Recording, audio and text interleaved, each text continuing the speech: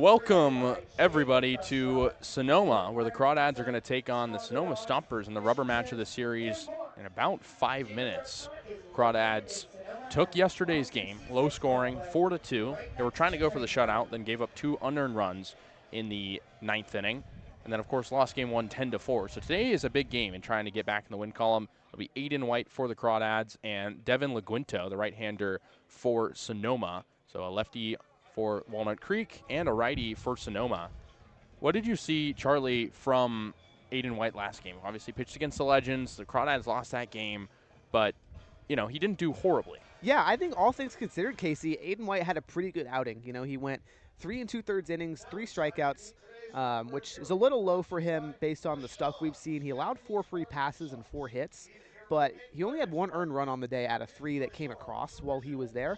I think he was inducing a little too much contact. He didn't seem like he had his secondary pitches. The fastball looked good, but he was struggling to locate the off-speed stuff in the breaking ball. So if he can do that today, Casey, I think he's going to be great. He's got a 1.17 ERA in 7 2/3 innings pitched this season. He's looked really good for Walnut Creek, arguably their best starter in the limited sample size so far. And the pitching looked fantastic yesterday, too. So if that continues, that trend of, couple guys who can go scoreless and then limiting the Stompers to under 4 runs, that's the recipe for success, in my opinion. The bats will take care of the rest after that. Yeah, you make a good case there. And, this field obviously appears right now to not be as of a distraction, I guess we'll say, as some of the others. Of course, in San Bruno, you don't really have an outfield fence, and the field has a lot of bumps. And in Danville, there's a lot of wind. Here, it seems like a perfect day. So we'll see where that kind of comes in. Yeah, slight breeze, but the dimensions, Casey, I think are the really interesting aspect. It's about 310 feet to each foul pole, but center field, dead center at least, is probably 450 feet all the way out there. A little bit of a Oracle Park kind of dimensions out in San Francisco. Short porches and then a somewhat triples alley, so to speak, out in center field. So we'll see how that plays in today. Yeah, and you have 345 in right center, 370 in left center. So, of course, for the Crawdads, who are a lefty-dominant team, they have an advantage over in the right field side, being a little bit shorter, all things considered. But fans trickling in. Definitely a good presentation here in Sonoma. I can give the Stompers credit for that. Absolutely. Definitely one of the better venues, better game day experiences in the CCL, Casey, I think it would be fair to say. I don't disagree. Going into lineups, the Crawdads with some changes. Jared Medham in the leadoff spot after being ejected yesterday. Casey Levitt-McGee in the 2 spot, moving up from his normal bottom of the lineup order. Joey Donnelly in the 3-hole, homered yesterday. Brandon Clisby behind the dish in the cleanup spot. At 5, John Ewens at first. Cam Taylor DHing and in the 6th spot. At the hot corner, Riley Leininger batting 7th. Trey Johnson back in center field and batting 8th. Chris Esquivel batting 9th and playing 2nd. And, of course, like we mentioned, Aiden White on the hill. For the Stompers, they also have some changes from what we've seen. 1 and 2 stay the same. Colton Boardman at short and Nicholas Sebastiani at 3rd. Hyun Han at DH. He came in as a replacement in the 2nd game. McCann Libby batting cleanup, playing 2nd base. Brady Shannon in right field. Trent Keys at 1st, batting 6th. Cam Hegeman making his Stompers debut, batting 7th. Ben Sebastiani 8th and in left. And Esteban Sepulveda catching and hitting 9th. And, of course, like we said, Devin LaGuinto will be on the hill. We'll take a short break upon first pitch here on the Crawdads Streaming Network. Kasey Kazliner, Charlie Limoncelli here on the Crawdads Streaming Network.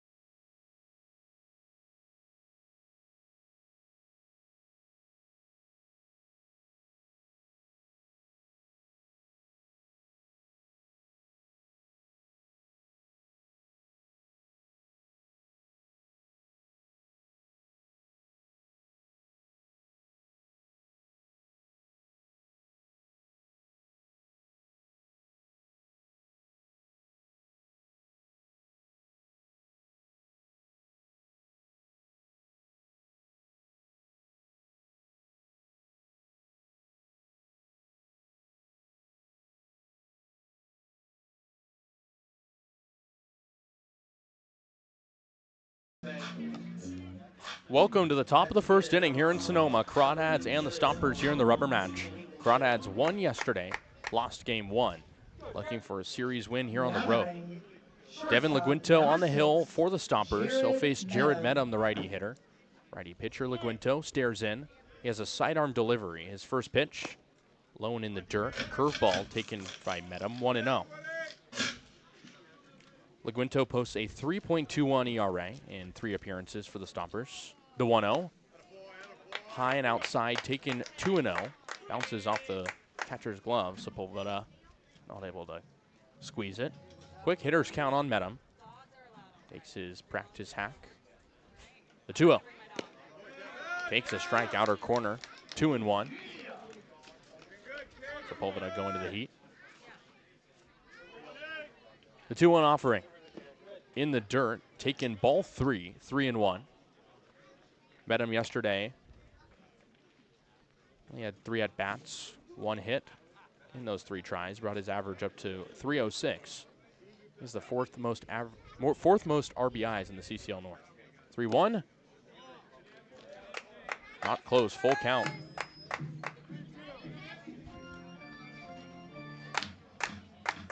The payoff. And that one taken outside. As some issues behind the plate, Sepulveda not able to grip some of those pitches, but it's a leadoff walk for the Crawdads. Yeah, Sepulveda struggled a little bit with that when he was warming up with Laguinta. Definitely something to monitor, Casey, as the game goes on. That'll bring up Levitt McGee back in the lineup today. He played in the first game. Met him at first, nobody out. They're in a scoreless top of the first inning. McGee hitting 182 on the year. The righty looks in, now delivers to the lefty, who fouls it off to the left side. 0-1.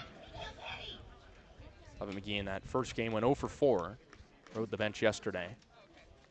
But gets the start in the 2-hole and playing left field. Met him at first with a sizable lead. He goes.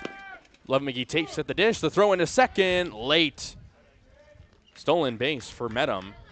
That's now his 6th of the year. His 3rd in 3 days, Casey. Yeah, he's been electric around the base paths. Which was a called strike at the plate. 0-2 on Levitt McGee with a man on second and nobody out. And the scoreless top of the first. Laguinto looks in. Low slider inside, taken for a ball. 1-2 on Levitt McGee. Levitt McGee has moved up and down the order this season for the Crawdads. It's been as low as 9 and now as high as 2 in the order. Native of San Francisco waits from Laguinto, pitches at GCU. As he hits it foul to the left side and out of play. Count stays 1-2. Good hack there from Levitt McGee, just a tad bit late on it. Foul ball over the left side. Heading into the series, Levitt McGee had back-to-back games with base hits, which brought his average up quite a bit. Met him with a big lead at second, the 1-2 home. Taken in the dirt, 2-2. Medham has that speed like we know. Wants to be the first guy across for the Crawdads. 2-2 at the dish to Levitt McGee. Nobody out here in the top of the first. Laguinto checks back at second. Now fires home. That time in the dirt. Full count. Levitt McGee works 3-2 after falling behind 0-2. He's so disciplined, Casey. He got a really great eye, able to track the ball really well into the glove of the catcher. Nice job there, working the full count. 8 walks on the year for Levitt McGee. Some of the most on the team. The payoff. Inside, ball 4. Good take by Levitt McGee on the close fastball. So it's first and second with nobody out as both Jared Medham and Levitt McGee work walks here in the first. And Laguinto tried to quick pitch Levitt McGee there on the payoff, try to get a little bit of a rhythm killer. Nearly worked, just barely missed the location on the fastball.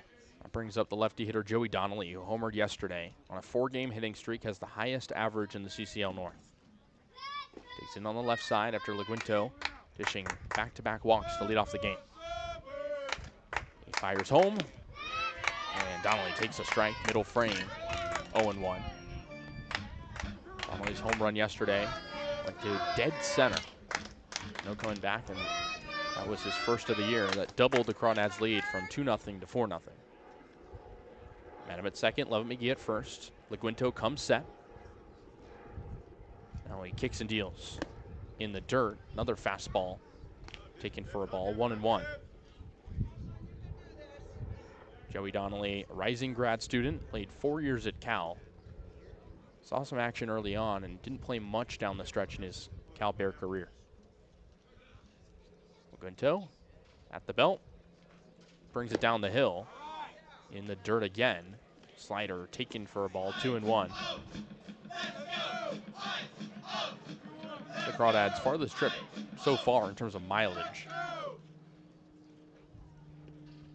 One more substantial away trip heading to San Luis Obispo in a few weeks. 2-1 to Donnelly with 2 on and nobody out, taken outside. Fastball did not catch the plate. 3-1 at the dish to Donnelly, and LaQuinto threatening to walk the first 3 batters of the game. This is really uncharacteristic for him, Casey. Entering today, he only had 1 walk in 3 starts. Definitely struggling against the Crawdads batters who work really good at bats. That's an excellent point. See where he goes here on the 3-1 to Donnelly. Swing and a miss. Donnelly out in front of the fastball. Likely would have been called a strike anyways if he didn't swing. Now 2 straight full counts to a Crawdads hitter.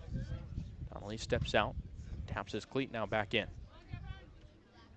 Met him at second, Levitt McGee at first, nobody out here in the top of the first. LaQuinto takes a sigh, now quick pitch is home, swing and a miss. Back-to-back waves and misses from Donnelly, and there's 1 away. Another rare sight, Casey. Joey Donnelly, not a guy who strikes out a whole lot. Only his 5th of the year. So that'll bring up Brandon Clisby, who's back in the order after sitting yesterday. Played in the first game of the series, the loss. He was a bright spot for the Crawdads, went 2 for 5. He's up with 1 out here in the top of the first, 2 on, no score yet. LaQuinto has his head turned towards second, now home, as Clisby takes low and away, 1-0. Clisby, one of a few catchers on the Crawdads roster, but we've really seen that been narrowed down to 2, as Joe Coupland has not really been behind the dish too much lately. It's been Zach Justice and Brandon Clisby. The 1-0. Again, outside and low, 2-0 on the Crawdad backstop.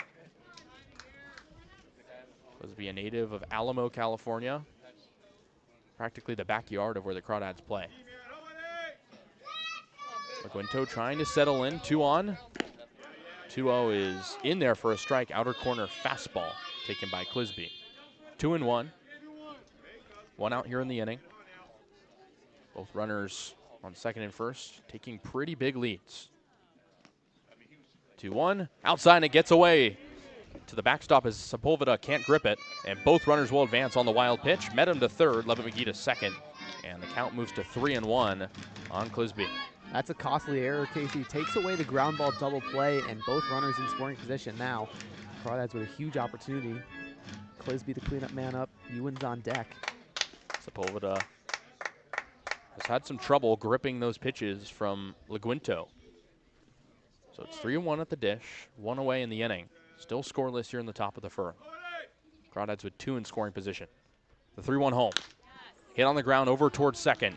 Charging is Libby. He'll flip to first in time as Medham comes to score. And so it's an RBI ground out for Brandon Clisby. 1-0 Crawdads, 2 away.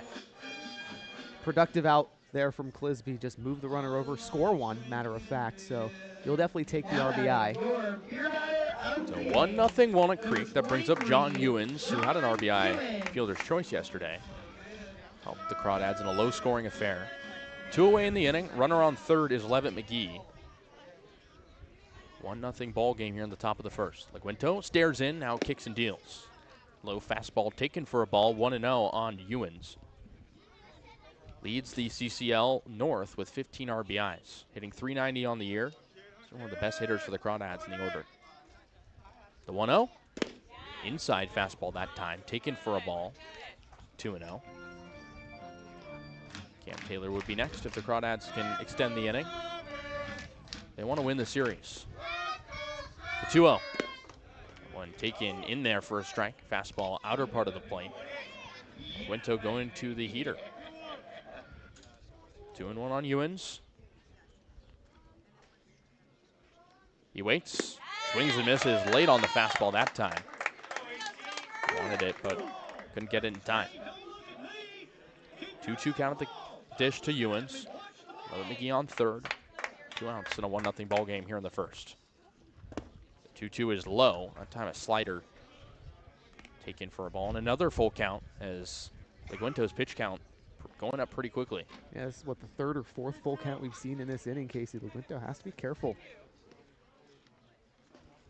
He gets set for the payoff from the stretch. Now fires. Swing and a miss. 2 strikeouts in the inning for Leguento. He allows 1 to come across, but no hits. We'll go to the bottom of the first. Crawdads lead 1-0 here on the Crawdads Streaming Network.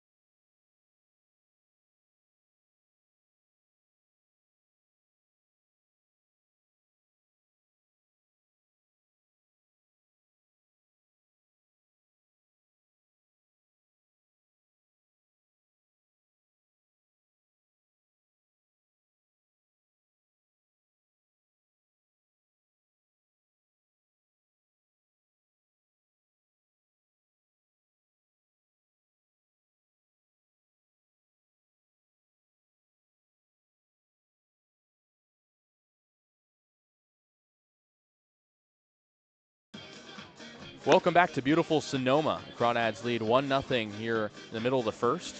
Out to face the top of the Stompers order. Aiden White, the lefty on the hill for the Crawdads. What do we expect out of him today? I think we can expect at least 2 innings of work from White. He's very consistent, very composed on the mound, throws a lot of strikes with that fastball, curveball, slider, changeup mix. So 4 big strikeout pitches that he can get you with. Fastball sits between 87 and 90, so not a ton of heat, Kasey, but just enough to get the job done. It's really the breaking pitches. If he can mix in those today and locate them on the corners, he's going to be electric. Yeah, he's been good so far for the Crawdads. Only 1 earned run allowed in 2 appearances that have spanned 7 2/3 innings, and that 1 earned run came against the Legends where he started. Crawdads fell behind early. Final warm-up pitch thrown in by the catcher Brandon Clisby. It'll be Colton Boardman to lead things off against White, making his 3rd appearance. All starts so far for the Crawdads. Boardman is hitting the leadoff spot. Both games so far for Sonoma. The lefty digs in against the lefty pitcher. Yesterday he went 2 for 5 in otherwise low-scoring game, hitting .281 on the year. The first offering from White is a fastball around the knees, taken for a strike, going 1. Crawdads lead 1-0 after the small ball top of the first. White puts the glove up now, kicks and deals the 0-1. High pop-up foul. 0-2. Boardman is the best qualified hitter on the Stompers statistically, searching for his first big fly of the year, but he has 4 doubles. The 0-2 from White. That one high, taken for a ball, 1-2. Boardman originally from Las Vegas, but has also lived in Northridge. The 1-2. That one just off the end of the bat, foul to the left side. Count stays at 1-2. I like the approach so far from White. 3 straight fastballs, then go to the curveball on that last 1-2 pitch. See what he goes with here for the punch out. He stares in. Gets a sign from Clisby, now readies.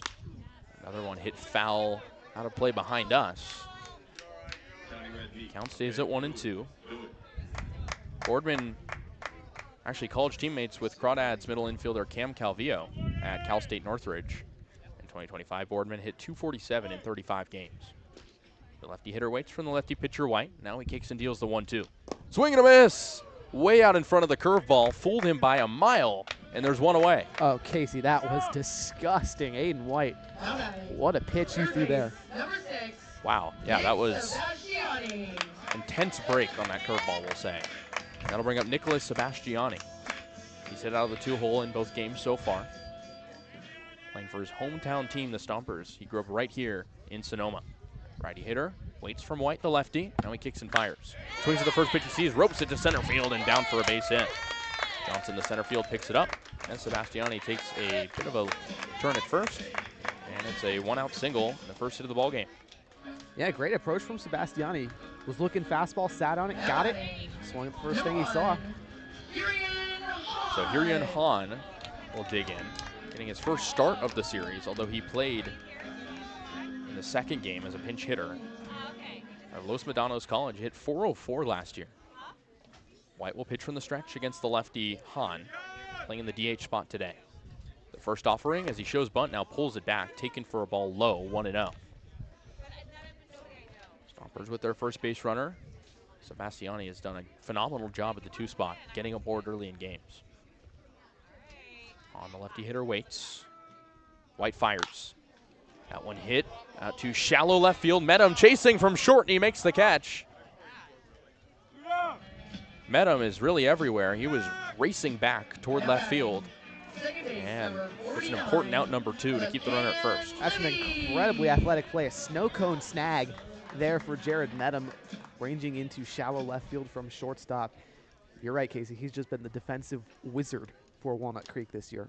Best defender on the Crawdads we've seen so far as McCann Libby, the right-handed hitting second baseman, digs in. Second on the team in RBI with 13. As White cocks his head toward first, now home. Fires a fastball outside, 1-0. 2 outs in the inning. Sebastiani on first. Here in the bottom of the first. White comes set with his Black Sox pulled up high, now fires home. Another fastball, that time inside, 2-0. Libby yesterday 0 for 5. He was good though in the first game of the series, went 1 for 2 with 2 walks, hitting .219 on the year. 2-0 at the dish, runner at first with a bit of a lead. The 2-0, that one laced to the left side. It's down in fair territory. Sebastiani racing toward third. He'll get there sliding. And Libby into second with a double. And it's second and third, 2 outs for the Stompers. That's great contact from McCann Libby there, just lacing one down the line. Hard for Levitt McGee to get to, but a good throw from the outfielder. I thought he might have had Sebastiani beat on the throw. And not a bad effort on somewhat weaker contact that just sat fair. I'll bring up Brady Shannon. Back in the lineup after not playing in the second game. Getting out of the right side. Plays football at Youngstown State as well, in addition to baseball. First offering, swing and a miss. Big hack on the fastball, got him to go 0-1. Shannon started at UCF in Florida. Hit 149 there and then went to Youngstown State. Hit 236 last year. Plays quarterback for Youngstown State as well. Didn't see much action.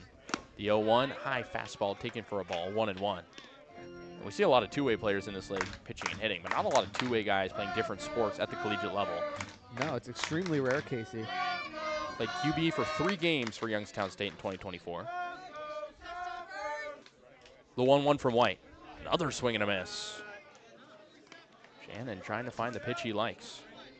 Shannon said, to be able to wear the Y on the chest representing Youngstown State for 2 sports, it's the best of both worlds.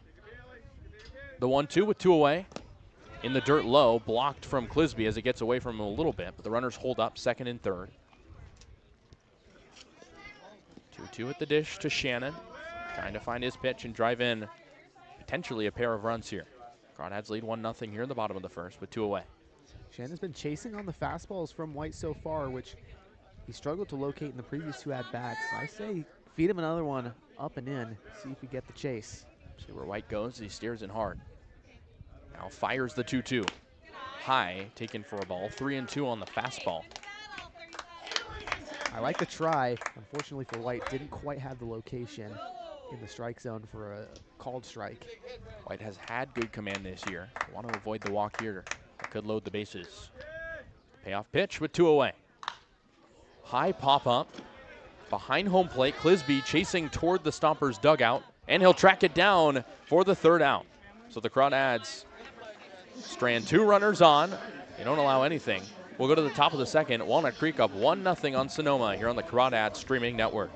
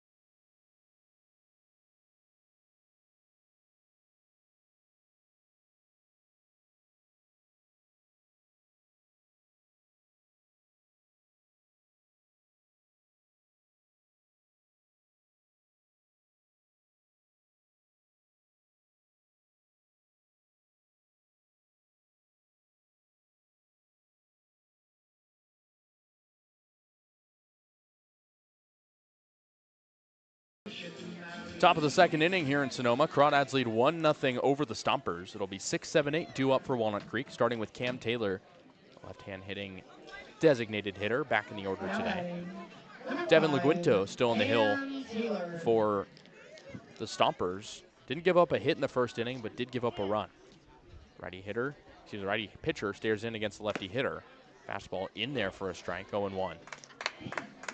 Cam Taylor has been a staple in the middle of the order for the Crawdads. It's where he's been most of the season, hitting .214. Second offering inside, another fastball, 1-1. Guinto trying to fix some of the command issues. Has that quick delivery as if there was a pitch clock. 1-1. Hit hard foul to the left side. Good contact off the barrel from Taylor, but it goes foul, 1-2. Absolutely nicely barreled hit there from Taylor. Just a touch inside, touch late on it. Otherwise, that probably is a line drive single. Guinto stares in, now begins his windup. 1-2, swing and a miss. Now 3 Ks for LaGuinto, and he's been impressive after the back-to-back walks to lead off the game. Absolutely, he's recovered really well. He's attacking the Crawdads order with the fastball, Kasey, which has gotten a lot of swings and misses. Getting some deception on the sidearm delivery, perhaps a little bit of arm side run as well. So that brings up the lefty hitter, Riley Leininger, the only Crawdad to appear in every game so far. 13-game on-base streak for Riley as he takes a fastball inside, 1-0 on the first delivery. One out here in the inning. Crawdads up 1-0, searching for their first hit here in the top of the second inning. Guinto stares in. Leininger hits it foul straight back. 1-1 on the third baseman from Oklahoma. Leininger yesterday came in as a sub after Jared Menem was ejected. Went 0 for 1, but kept his on-base streak alive with the walk. Swing and a miss. Swung so hard his hand felt a little bit stung on that. 1-2 at the dish. Guinto looking for his 4th K. Puts the glove up. Looms now deals home. Hit high out to shallow center field. It's actually more toward right, as Shannon will put the glove up and make the catch for out number 2. So back-to-back men retired for the Crawdads to start the top of the second. I'm going to bring up Trey Johnson, who's back in the order after battling an illness these past couple of games. Last played against the Merchants, where he went 0 for 4, hitting an even .250 on the season. Lefty hitter takes low on the breaking ball, 1-0. Crawdads searching for their first hit, but they lead 1-0. The second offering hit high and foul behind us and out of play, 1-1. Johnson went to Berkeley High in the Bay Area. The 1-1 in there for a strike. Fastball belt high, 1-2. Johnson didn't necessarily agree with it. 2 out in the inning, 1-2 at the dish to the lefty hitter Johnson. Guinto kicks and deals. Inside fastball taken for a ball. Count goes even to 2-2. Chris Esquivel, the 9-hole hitter, would be next if the Crawdads can extend the inning here. Guinto nods to the sign, now kicks and deals. The 2-2 popped up, left side foul. Count remains 2-2. Talked to Trey Johnson pregame yesterday and said he likes these away games because you don't necessarily have all the time in the world to overthink things necessarily. The 2-2, swing and a miss. 2 Ks in the inning and 4 on the day for LaGuinto. He's been solid. We'll go to the bottom of the second inning. Crawdads still lead 1-0.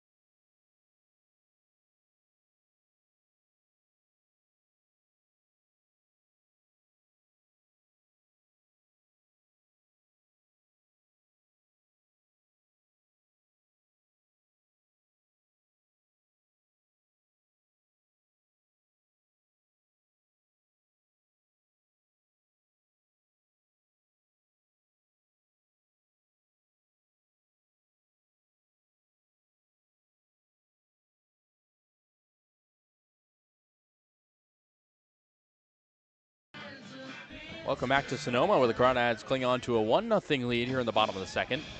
Aiden White still on the hill for Walnut Creek. He worked around 2 hits in the first, but didn't allow any runs to cross. Trent Keys will lead things off in the inning, hitting out of the 6th spot.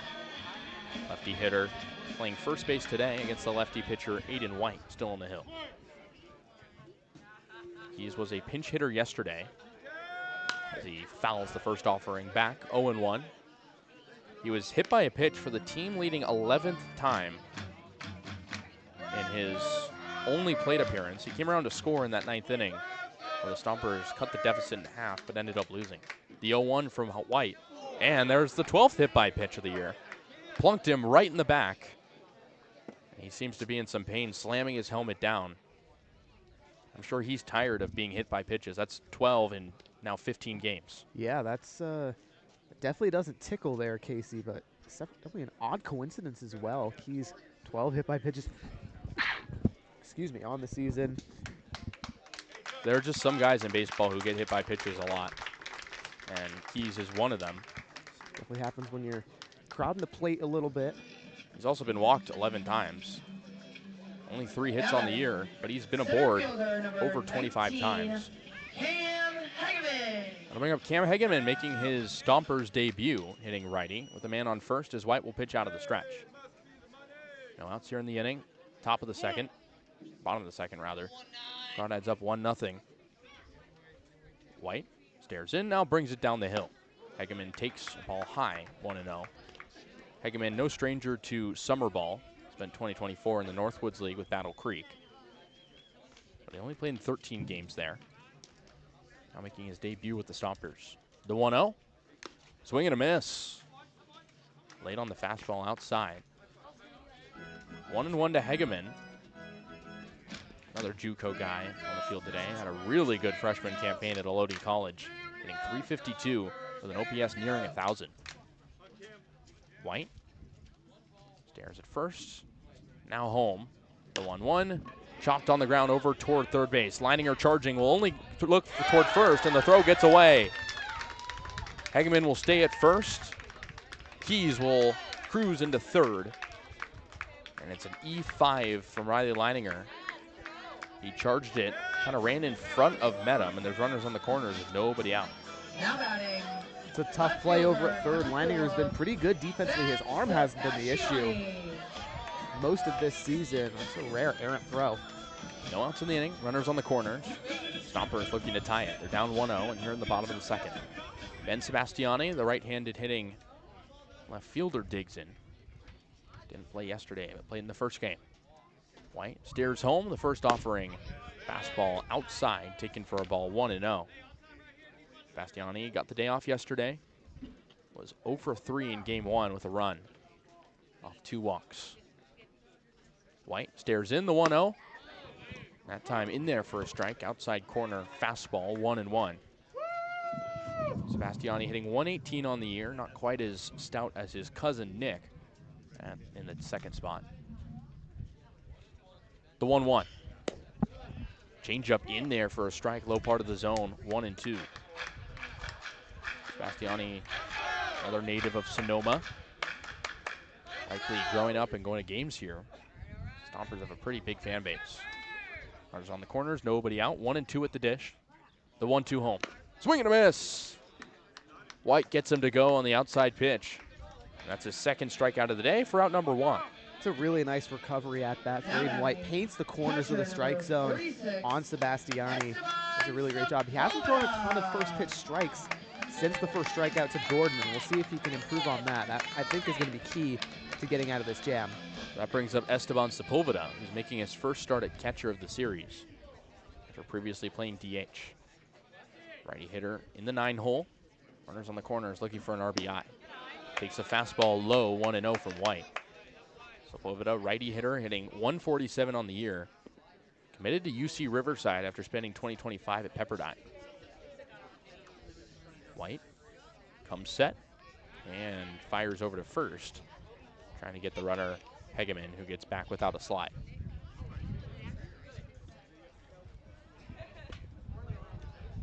White trying to avoid giving up a run.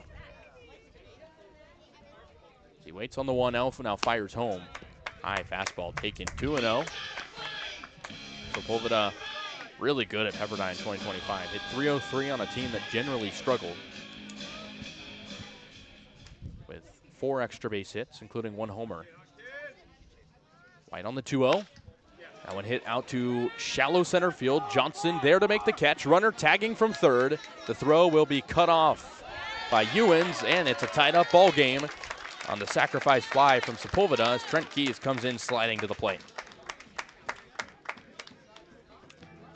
It's just good baseball there. Kasey put the ball in play high in the outfield and allowed the runner to score from third. Johnson didn't really have a chance on the throw.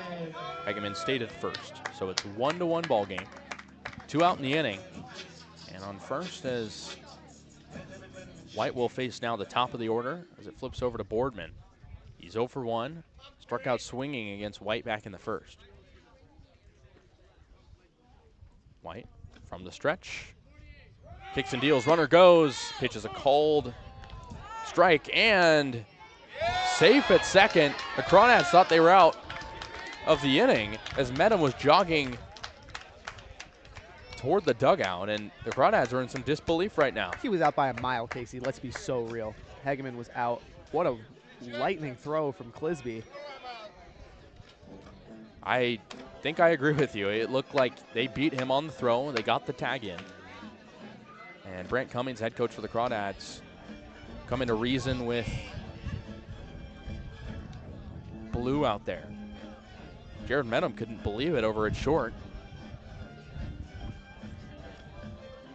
That's a potentially huge steal with the top of the order up. A huge no call on the throw there from Clisby, as it looks like they're gonna keep him over at second.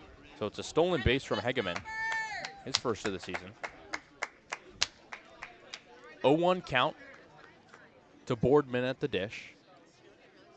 So the lefty hitter tries to get aboard for the first time. 2 hits yesterday. One right here could be big and giving the Stompers a potential lead with a man on second. White comes set. The 0-1. Swing and a miss. Boardman out in front of the outside breaking ball. 0-2 quickly on the shortstop. Man, Aiden White's locating the curveball, Kasey. It is dynamite. Swings and misses. White takes a peek at second, and he'll pirouette towards second base. Runner returns. Now he toes the rubber again. Nods the sign from Clisby.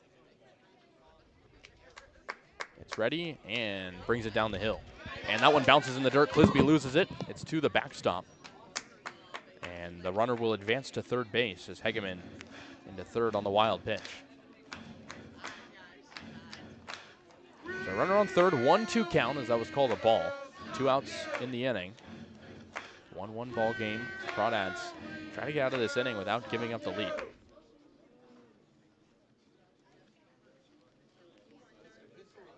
White again from the stretch on the 1-2. High fastball around the shoulders. Boardman takes. 2-2. Boardman 5'9", a little bit of a smaller strike zone. The 2-2 from White. Hit foul on the ground to the right side, and we'll do 2-2 again. Sebastiani would be next. Nicholas, that is. He already had a hit in the ball game. Stompers trying to win the series. Crawdads trying to reach the double-digit win mark. They're 9-5. White stares in from the sign, the 2-2. High fastball taken, 3-2. Hegeman at third, got there via the error at third. One across already in the inning. The payoff pitch. Hit to the right side, straight to Ewens, who puts the glove up and makes the catch on the line out. So the Stompers get one, but that's all. They leave a runner on third. We'll head to the top of the third. Crawdads looking to retake the lead here on the Crawdads Streaming Network.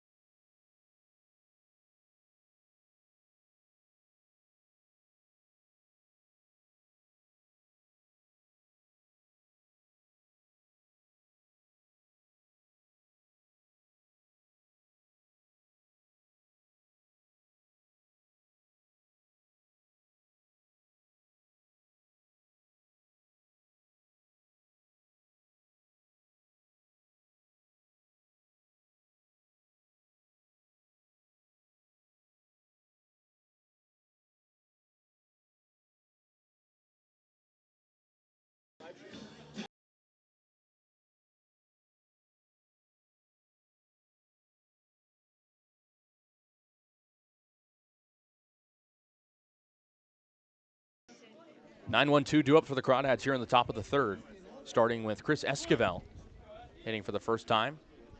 First offering to him, fouled straight back. It's the righty hitter. Gets contact on the fastball from Laguinto, who's back in for his third inning of work. He's already struck out 4 Crawdads today. The 0-1 at the dish to Esquivel. He takes fastball in there for a strike around the knees. Quick 0-2 on Esquivel. He's back in the lineup today after sitting yesterday. The 0-2, hit on the ground over toward third. Sebastiani picks it up, throws to first in time as he kind of got in the way of his shortstop Boardman. It's an out nonetheless. 5-3 put out.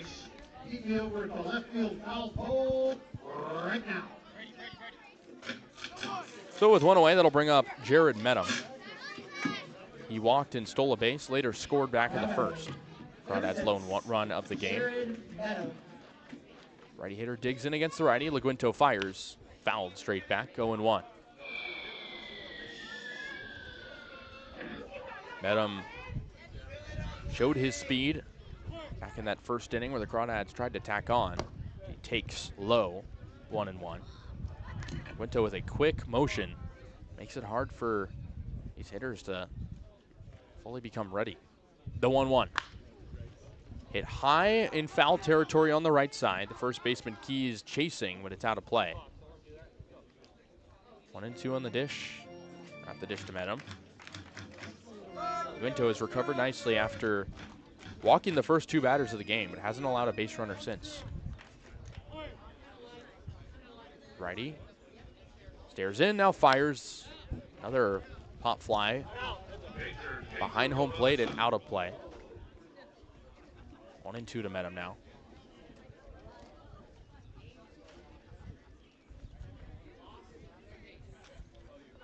Medham has been big for the Crawdads in this series. Hits in each of the first 2 games. The 1-2. Low and outside, taken for a ball on the slider. 2-2 at the dish.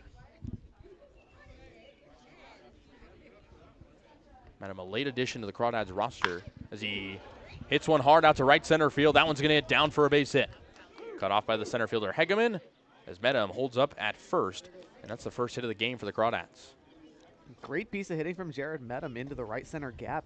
Good line drive. That's just what he's best at, Casey, putting bat to the ball and making hits. Kind of can hit the ball anywhere. It's the first hit of the game for the Crawdads, and the first base runner allowed in quite some time from Laguinto. So lefty hitter Levitt McGee will dig in with 1 away in a 1-1 ball game in the top of the third. Laguinto now in the stretch. He fires back to first. Medham back in without a slide. Levitt McGee walked in the first inning. Part of an inning where the Crawdads put up their lone run. Medham started to take off towards second, but returns to first. The pitch at the plate called the ball.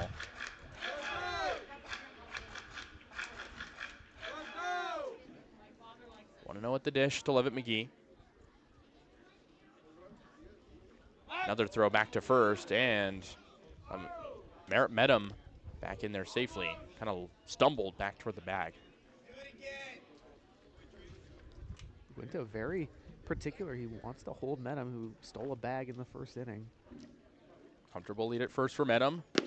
1-0. Low, taken for a ball on the fastball. Levitt McGee, some good discipline here early in the season. Has 9 walks after he walked back in the first in just 10 games. The 2-0. Low again. Curveball not close. 3-0 to Levitt McGee. Might take all the way here. Probably, at least for this one. Wait till the 3-1 probably. Crawdads know they can play some small ball and score. Did that a little bit yesterday before the Donnelly home run. The 3-0. Outside, ball 4. Fastball not close. Medham goes to second. Levitt McGee trots to first. 1 out in the inning. Crawdads with 2 on. Trying to retake the lead here in this 1-1 ball game. 2 fantastic at-bats for Casey Levitt McGee. Doing a nice job just forcing Laguinto to work, and he hasn't been able to put him away. That brings up Joey Donnelly, who uncharacteristically struck out back in the first. He'll work with 2 on and 1 out. Lefty hitter against the righty pitcher. Quinto begins his sidearm delivery. Taken low by Donnelly, 1-0. Donnelly's home run yesterday was his first of the season. Last year, though, with the Arroyo Seco Saints, he hit 2, so never showed much power in his collegiate career. As he hits one on the ground over to the right side, through for a base hit. Takes a bit of a hop. Medham being waved home. The ball is lost out in right field. Finally picked up. Levitt McGee into third, and Medham scores on the RBI single from Joey Donnelly, and there's runners on the corners as the Crawdads retake the lead. It's 2-1. That's fantastic hitting from Joey Donnelly. But Casey, what I noticed is the right fielder Shannon is playing all the way in right center. There's a ton of outfield grass between the foul line and where Shannon is at the kind of light pole you folks might be able to see at home. So that brings up the righty hitter, Brandon Clisby, who an RBI ground out back in the first, as we'll see a meeting on the mound as Mike Nunez, the pitching coach, makes his way out. It looked like LaGuinto is finally setting in quite a bit for Sonoma, but now giving up 3 straight base runners and a run here in the top of the third. Clisby will hit next for the Crawdads. Had that RBI ground out that scored in Jared Medham in the first. Medham with 2 runs scored already in this ballgame, showing his speed.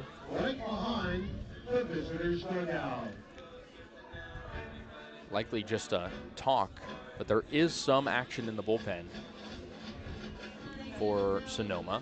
Looks like a right-hander up. Can't tell who, but another sidearm pitcher. Potentially Ryan Sayo. He does have a sidearm delivery. But for now, LaGuinto stays in the game as the righty hitter Clisby digs in. We mentioned 0 for 1 with an RBI ground out. Runners on the corners, 1 away. First offering runs inside, nearly hit him. 1-0. Levitt McGee on third, Donnelly on first. 1 across it here in the top of the third inning. Second delivery, low. No hesitation from Clisby. 2-0. Interesting notes on him, Casey. He's trying to extend his hitting streak to 3 games, but also has a 4-game RBI streak now. 2-0. In there for a strike. 2-1. And yeah, Clisby, I mean, hasn't played all that much recently, with Zach Justice being a pretty good defensive catcher, but trying to earn some time as they throw over to first. Donnelly back in safely.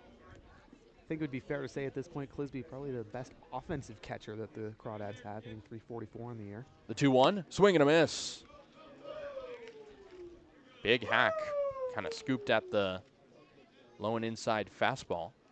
2-2 with 1 away. Clisby trying to drive in another run with runners on the corners. 2-2, and he hits it to the left side. The third baseman, Sebastiani, bobbles it, tries to throw to first, but it's not in time.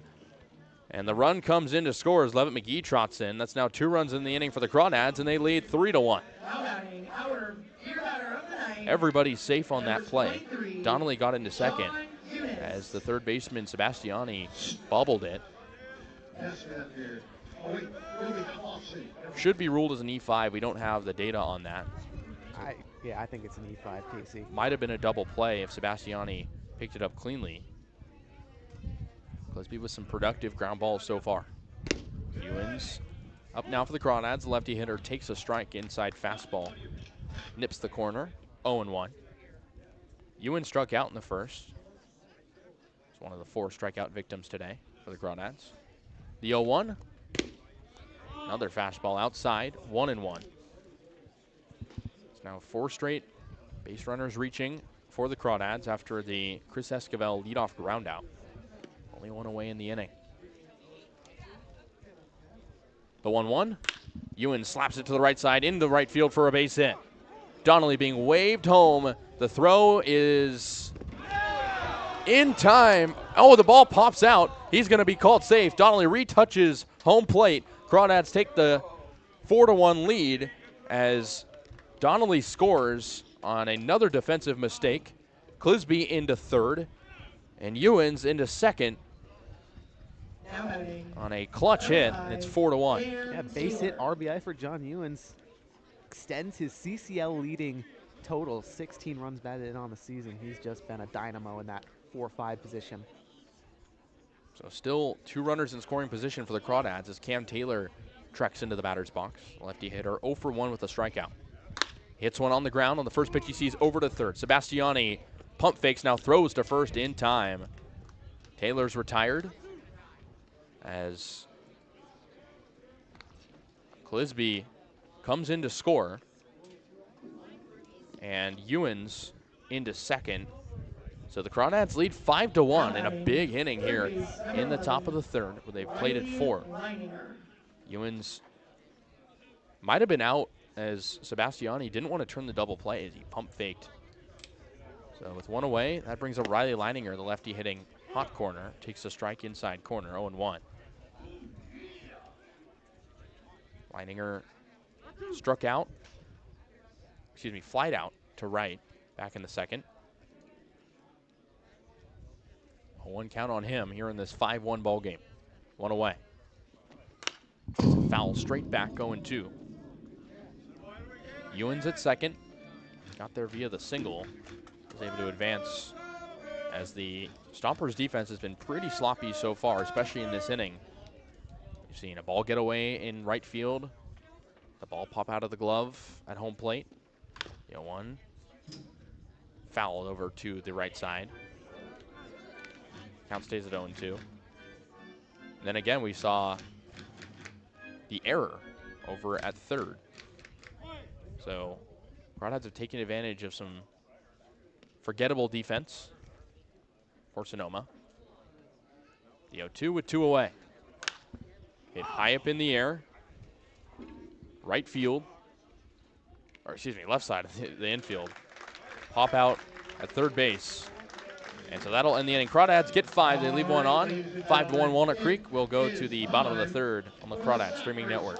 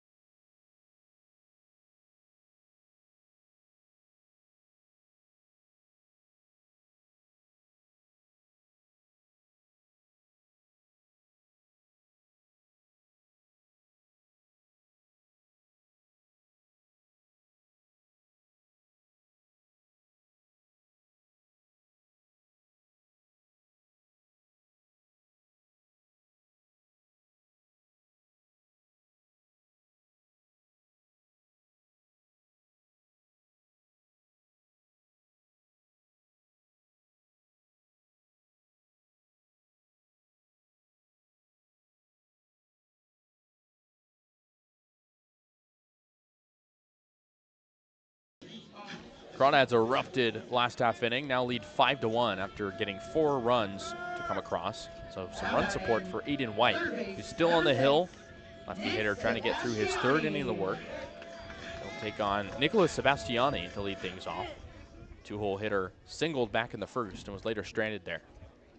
Righty hitter takes a strike. Fastball knee height, 0-1. Sebastiani on the 0-1. Takes outside and low, 1-1. Sebastiani has played his college ball so far at Santa Rosa Junior College, not too far from here. 1-1. Fastball outside, taken close, 2-1. Sebastiani homered in the game coming into this series. Hasn't done much in the series yet. Takes high, fastball again, 3-1. 5-1 ball game. Crawdads lead, trying to get their 10th win of the year in CCL play. The 3-1.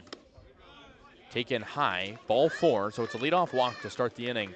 Sebastiani is aboard, and White will quickly pitch from the stretch against lefty hitter Hahn. Hahn playing DH, popped out to short back in the first inning. He's been in and out of the order for Sonoma this season. Only saw him as a sub in game 2. First offering to him, inside, fastball, taken for a ball, 1-0. Hahn has been mostly a DH, but also pitches when he's not hitting. Two-way player out of Los Medanos College. The 1-0 from White. Hit high and foul out of play behind us. 1-1.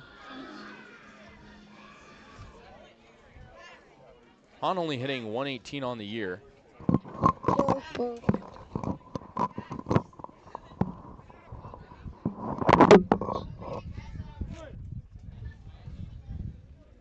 Hitting 404 on the season at Los Medanos in 2025. As he rips one to the left side, Leininger picks it up, throws to first in time. Wow, Leininger showed his defense in a similar way last game as he gets his jersey a little bit dirty and gets the first out of the inning. That'll bring up Libby, doubled back in the first. Did not come across to score. And a pretty productive first inning for Sonoma.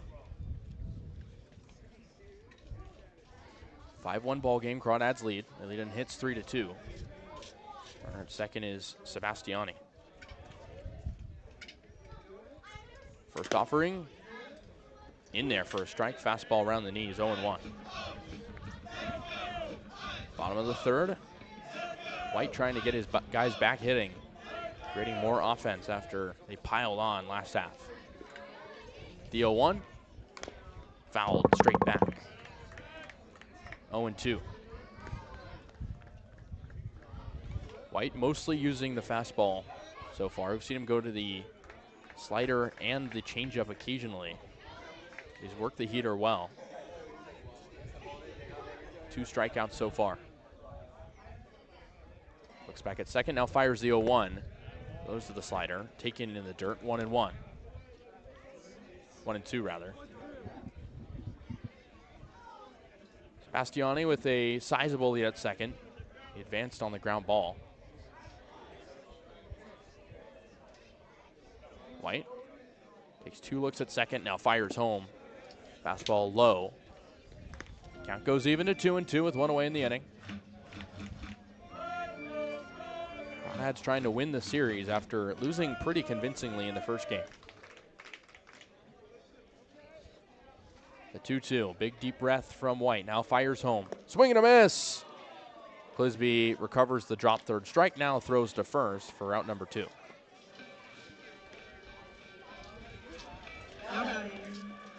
So with 2 away, that'll bring up Brady Shannon. He popped out to the catcher, Clisby, in foul ground his first time up. He's 0 for 1. Shannon hitting .222 on the season. Trying to plate a run from second. Sebastiani looms over there. Crawdads lead 5-1. It's White. Fires home to the righty hitter. Outside 1-0. As Shannon takes.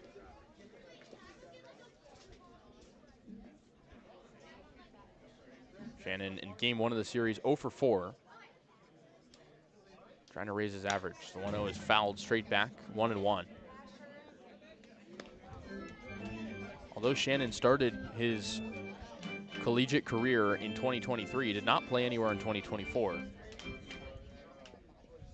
Took the year off, then landed eventually at Youngstown State, where he's been there ever since. 2 outs, runner at second, the 1-1. High fastball taken for a ball, 2-1. Shannon, another guy who's no stranger to collegiate summer ball. Played in the Perfect Game Collegiate League in 2023. Stompers trying to create a rally down 5-1.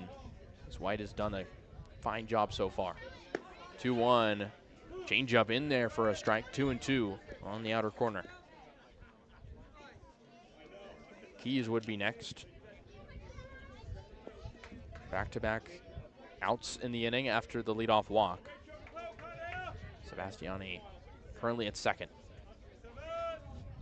The 2-2. Swing and a miss. A late swing from Shannon. Back-to-back Ks from Aiden White now. 4 on the day. We'll head to the top of the fourth. Crawdads still lead 5-1 here on the Crawdads Streaming Network.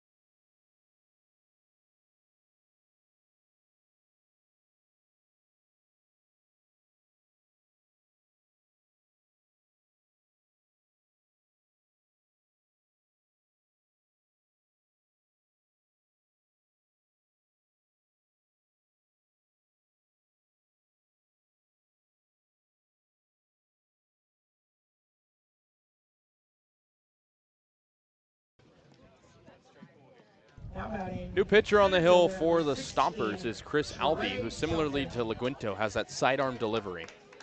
So they stick to a righty as he'll face 8-9-1 for the Crawdads, starting with Trey Johnson, the lefty hitter. He's 0 for 1 with a strikeout as the Crawdads lead 5-1 here in the top of the fourth. Johnson takes a fastball in there for a strike, 0-1. Johnson back in the order after battling an illness. Not in his usual leadoff spot, but in the order nonetheless. Albee stares in, now deals. Second delivery low, 1-1. Johnson said he was struggling when he was sick, just in the dugout, not able to play at that point, but he's back in the order. Much needed add for the Crawdads. The 1-1. Fouled, straight back and out of play. 1-2. Johnson on the year has been solid for the Crawdads. Died down a little bit after his hot start. Still hitting .250 though with 10 base hits on the year. 1-2 count. Albee stares in. Now strides and shoots. Outside on the curveball. Taken for ball 2. 2-2. Johnson, a rising sophomore at Skyline College. We talked to him, plans to return there. 2-2. Low and in the dirt, 3-2. As Johnson working a good at bat here, full count on him.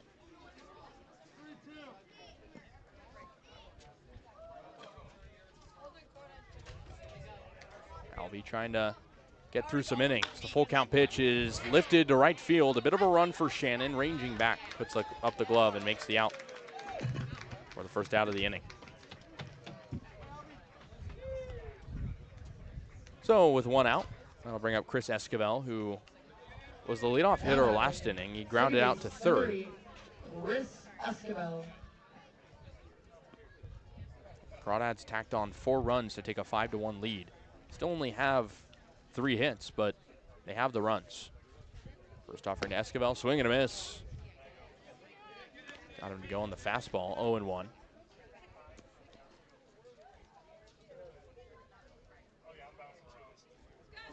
Esquivel trying to get back in the hit column after returning to the order today. The 0-1, another swing and a miss. Can't quite track down the fastball. That one on the outer part of the plate. Esquivel seeing something he likes. Not able to get it off Albee yet. One out in the inning. Crawdads lead 5-1 here in the top of the 4th. The 0-2. Albee fires low. Taken for ball. That's the first ball of the at-bat, 1-2.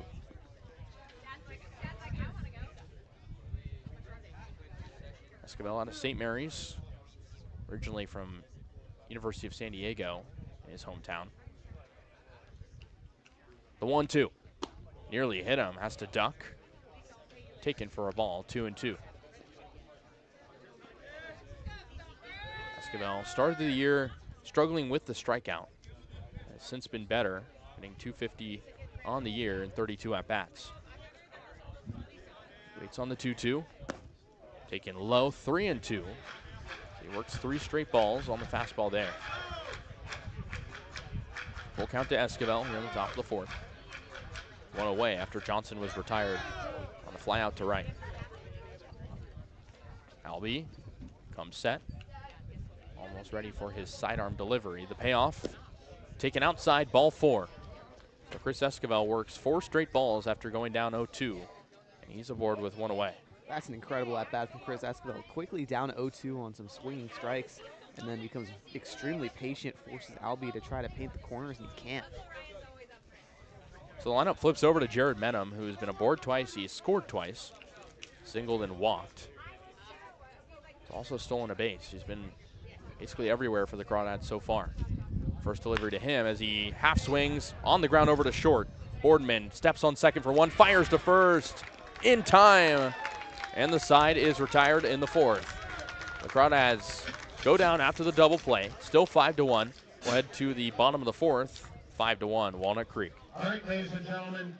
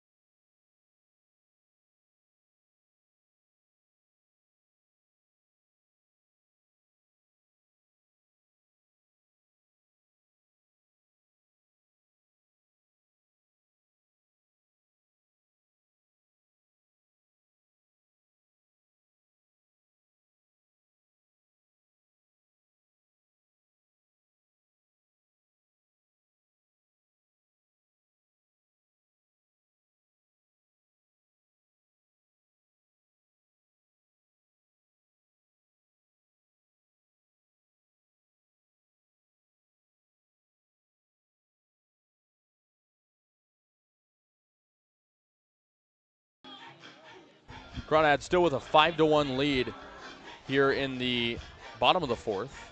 It'll be Keys, Hegeman, and Sebastiani to begin things against Aiden White, who stays on the hill. He's done a good job.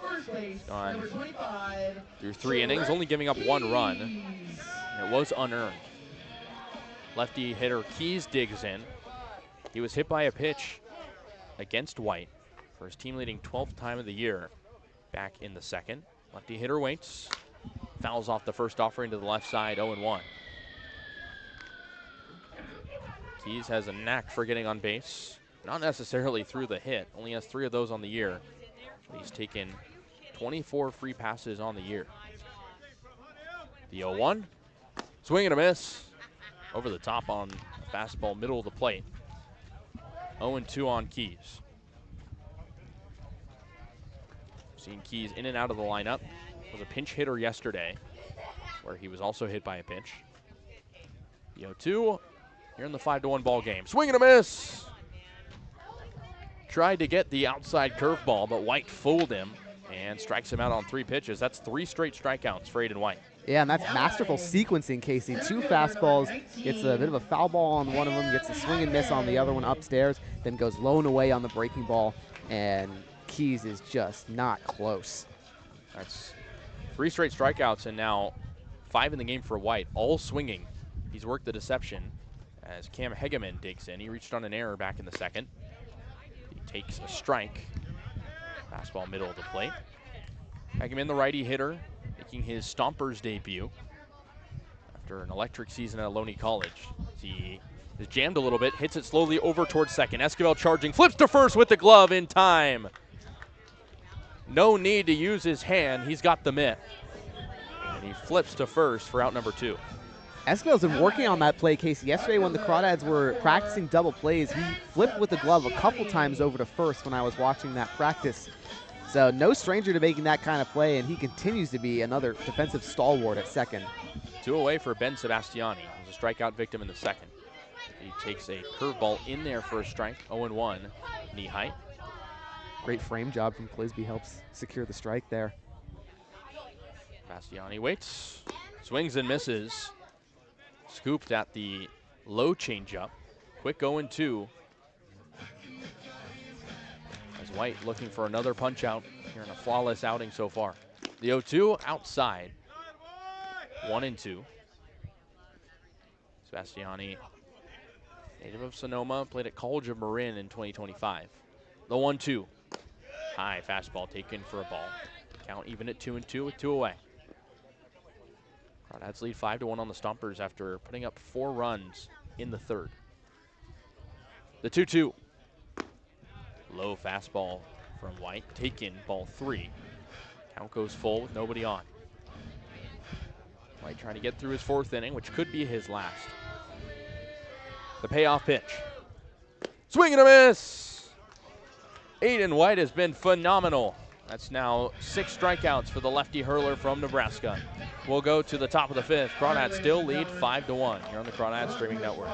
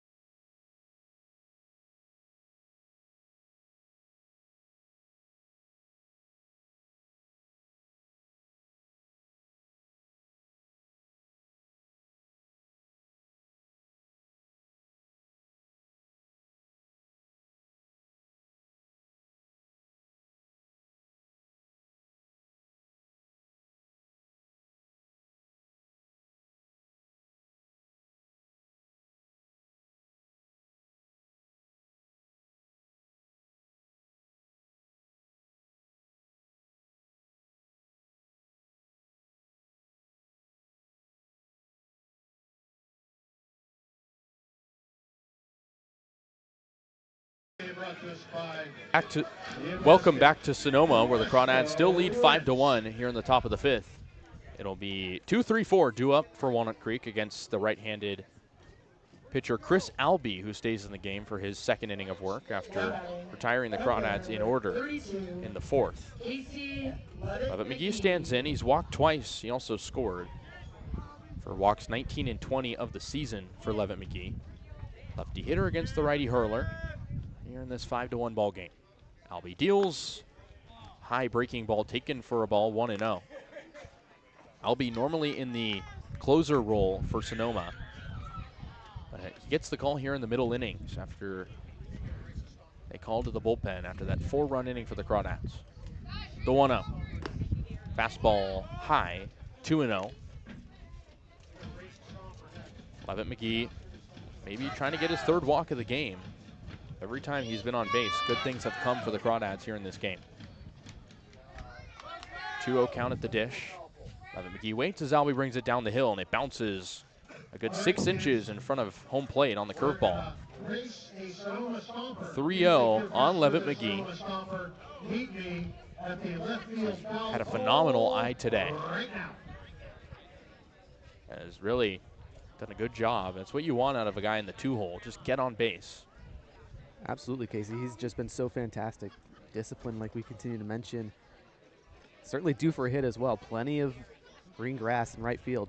Albee nods in for the sign. Now fires the 3-0, and it's not close. Make that 3 walks for Levitt McGee as he takes the 3-0 all the way. Outside fastball. So leadoff man is aboard for Walnut Creek. That'll bring up Joey Donnelly, who had a big RBI single back in the 3rd. He also later scored. Of course, homered yesterday, now on a 5-game hitting streak for the Crawdads, and a 3-game RBI streak for Walnut Creek. It's Levitt McGee at first via the walk. Nobody out in the inning. The lefty Levitt McGee takes inside. Ball got away from Sepulveda, but Levitt McGee didn't react in time and stays at first. Sepulveda did a nice job getting to the ball anyway, so it would have been a tough run for Levitt McGee. Probably the right move to just stick and hold at first. Despite it popping out of the glove, it was called a strike. 0-1 on Joey Donnelly. Big lead at first for Levitt McGee. Swing and a miss from Donnelly late on the fastball. Saw him be a little late on the fastball back in the 1st inning, albeit against Laguinto, the starting pitcher for Sonoma. But Laguinto and Albee with similar deliveries, both sidearm righties. 0-2. Donnelly hits it over the glove of the shortstop Boardman into left field. Levitt McGee holds at second. Donnelly with his 2nd single of the day as he cruises into first. Joey base hit. Kasey, he's just so good at putting the bat to the ball. Probably the best hit tool on the Walnut Creek Crawdads roster. Strikes again. I don't disagree there, with an average nearing 500 on the season. That brings up Brandon Clisby, 2 on, nobody out here in the top of the 5th. Crawdads lead 5-1. Clisby hitting righty. He's reached twice.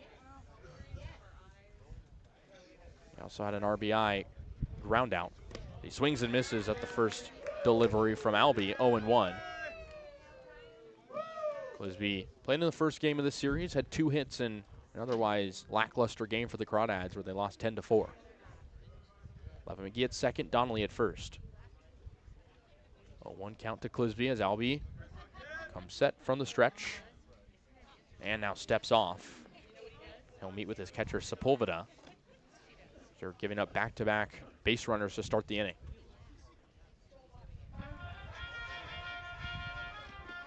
So a little bit of a word between Sepulveda and Albee.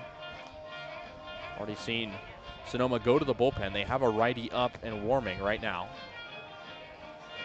Hard to see who it is from our vision, but bright red glove. So Clisby will step back in, looking at an 0-1 count from Albee. Clisby looking for his first power of the year, only with 1 extra base hit. 1 with nobody out and 2 on. Crawdads lead 5-1 here in the top of the 5th. As pitch is high, fastball taken for a ball, 1-1. Albee still trying to consistently locate the zone without giving up too much dangerous location. Saw him do that against Donnelly. It backfired. Comes set. Looks over at second, now fires. Hit in foul territory, high over on the first base side. It'll get out of play into the bullpen. 1-2 on Clisby. Clisby out of Monte Vista High School originally, where Crawdads played their home games. Plays his college ball at New Mexico State, one of 2 Aggies on the Crawdads roster. Stares in at the 1-2. Is Albee trying to get the punch out here. Hangs the ball at his knee, now comes set. And fires on the 1-2. Outside fastball taken, 2-2. Clisby in his first year with the Crawdads. As the Crawdads brought in a lot of new players this season. Only 7 returning players for Walnut Creek. The rest, newcomers. Clisby waits on the 2-2. Swings and misses. Waved on the outside curveball for out number 1. That's a big first out of the inning for Chris Albee on the hill. Still runners on first and second, and that'll bring up John Ewens. Nasty breaking pitch there from Albee is way out ahead of Clisby, nearly in the left-handed batter's box, but has enough break to force the chase. Good recovery from Albee after giving up the walk and the single. So with 2 on and 1 out, we'll bring up John Ewens, the lefty hitting first baseman. He's 1 for 2 with a single and a strikeout. First time facing Albee, as Albee will throw back to second to try to nab Levitt McGee, who slides back safely. Ewens has been an on-base machine as well for the Crawdads, hitting out of that left side. Hitting .390 on the year and leading the league in RBIs. The first offering to him, hit on the ground, up the middle, over to second for 1, on to first in time. It's a 4-6-3 double play for the Stompers. We'll head to the bottom of the 5th. Still 5-1 Walnut Creek. Back-to-back innings for the Crawdads hit into a double play here on the Crawdads Streaming Network.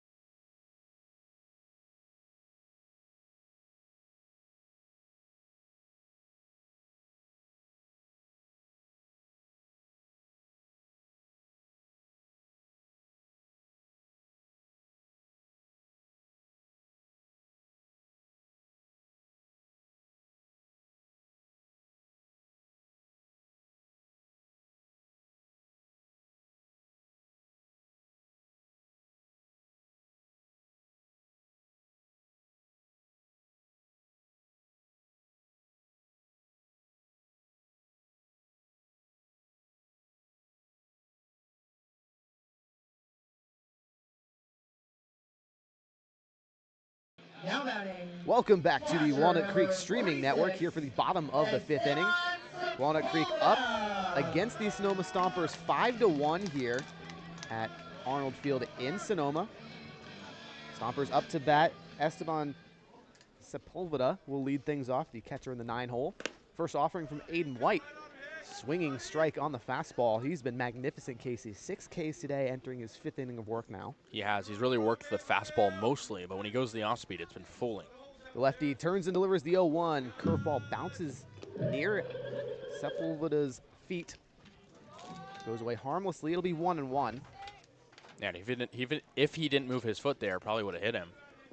Yeah, so Sepulveda might have wanted that one back. He won't get it. White's delivery on the 1-1. Swinging a foul ball high up into the air. Foul territory behind the dish. Out of play. Clisby gave it a brief look. So now it'll be 1-2.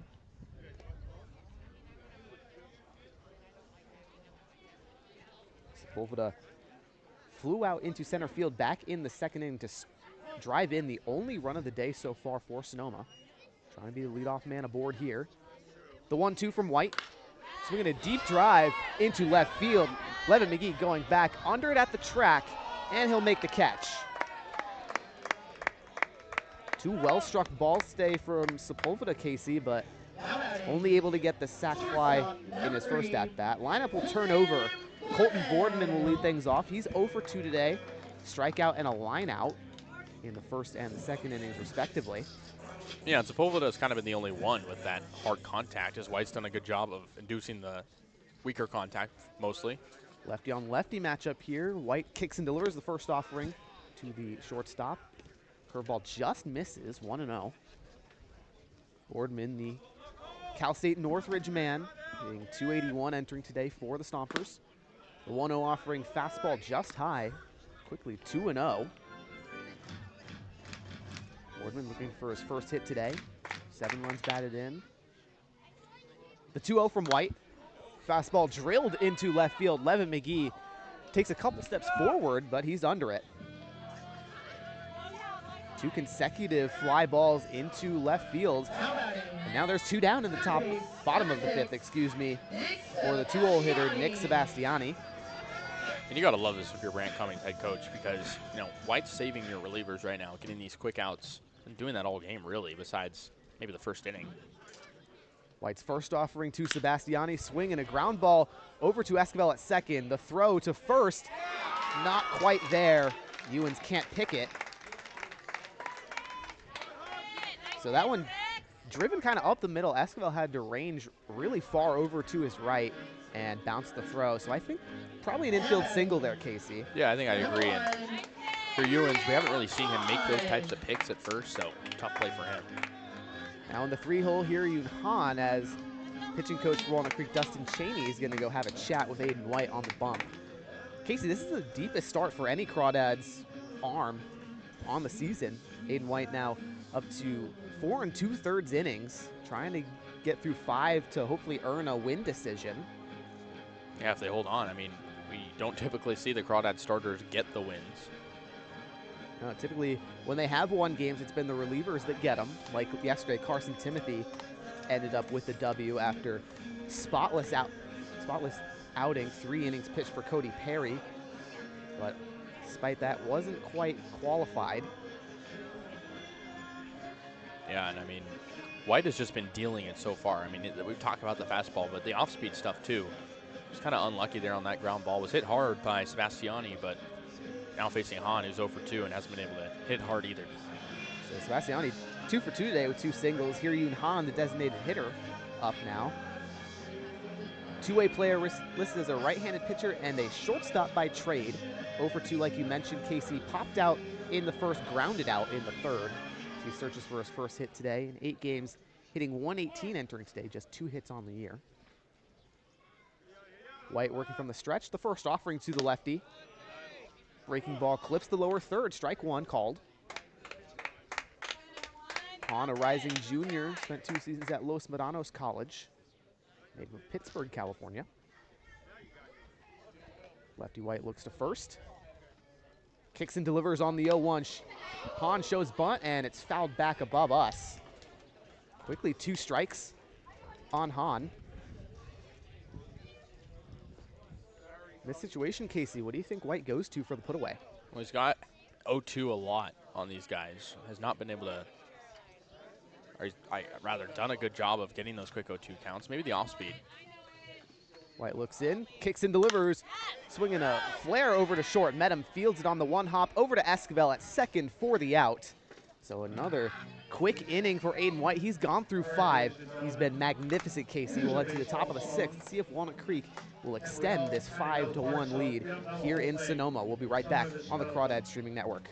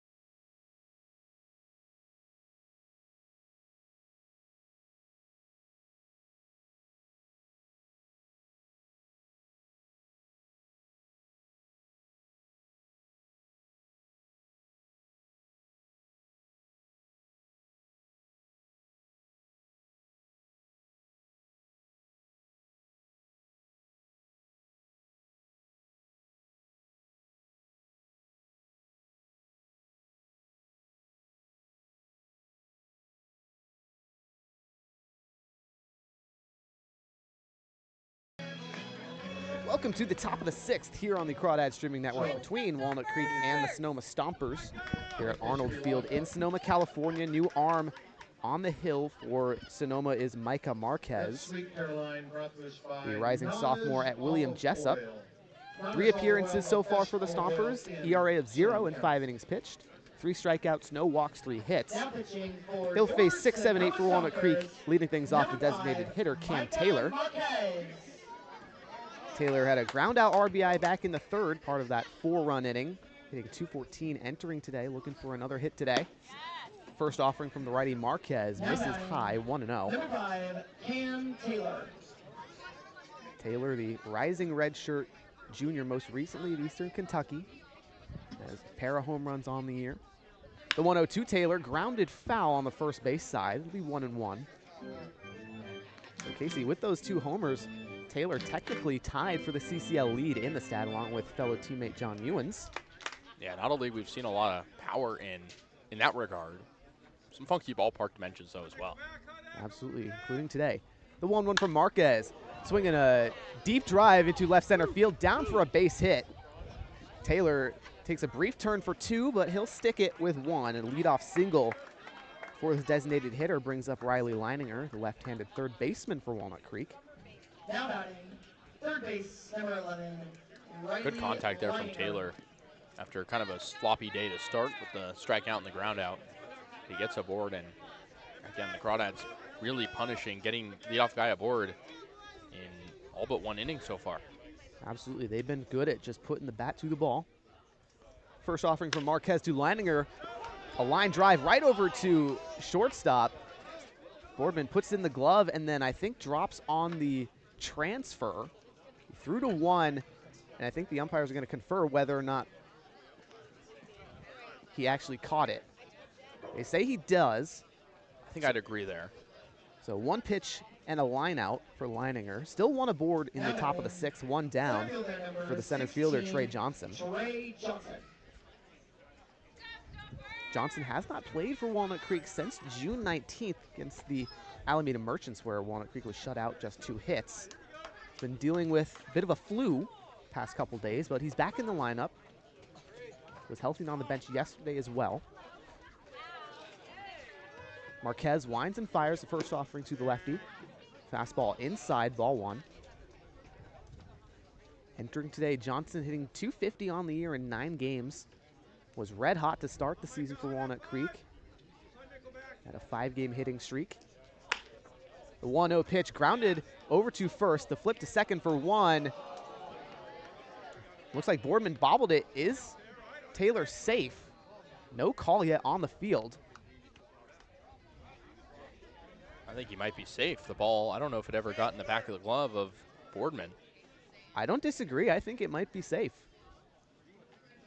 Second base umpire talking with the fielders. That's an interesting choice, talking with the fielders, but upon not making a call. I think the lack of any indication is going to go in favor of a safe call. So either way, Johnson reaches. Wonder what that one's going to be ruled, Kasey. An infield single? Fielder's choice, technically? Yeah, I think technically fielder's choice is going to be the call. So now there's 2 aboard. Still only 1 out in the top of the 6th for Chris Esquivel. And I mean, I think technically, though, it'd be a fielder's choice with an error. You're probably right. E6.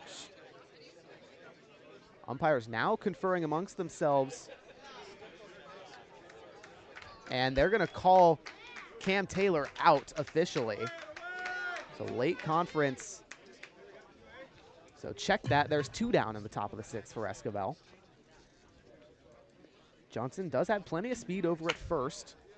And now manager for Walnut Creek, Grant Cummings, is going to have a chat. Doesn't seem like he's too happy about that call. Yeah, I mean, I think it's just odd. I mean, I'm no umpire, but conferring with the players before you actually make a call is definitely unusual, to say the least. Cummings clearly heated as he jaws over to the home plate umpire as well. It's not the first questionable call we've seen at second base today. It is not, Kasey. Definitely worth noting. Either way, Johnson's at first. Chris Esquivel playing second base has been magnificent defensively today, hitting in the 9-hole. Walked in the 4th, grounded out in the 3rd, searching for his first hit of the day. Marquez trying to get out of the inning unscathed. Righty's first offering to Esquivel. Fastball on the inner 3rd, called strike. It'll be 0-1 on the former St. Mary's Gale. Esquivel spent 2 years there, but decided to enter the transfer portal not long ago. Marquez 0-1. Fastball misses the lower 3rd. Count evens, 1-1. Esquivel's been a pretty good bat for Walnut Creek in 11 games. Hitting .286 entering today, 8 hits, 2 of them doubles. Now the 1-1 from Marquez, swinging a foul ball backwards. And it'll be well out of play. Sepulveda made an effort, but never had a shot. Should Esquivel reach and extend the lineup will turn over. Jared Medham looming on deck. 1 for 2 today. The 1-2 to Esquivel. High breaking ball. Johnson takes off from first, and he's caught stealing. So Esquivel will return to the plate when we go to the top of the 7th. But first, the bottom of the 6th inning, we'll see if the Stompers can cut the 5-1 deficit right here on the Walnut Creek Streaming Network.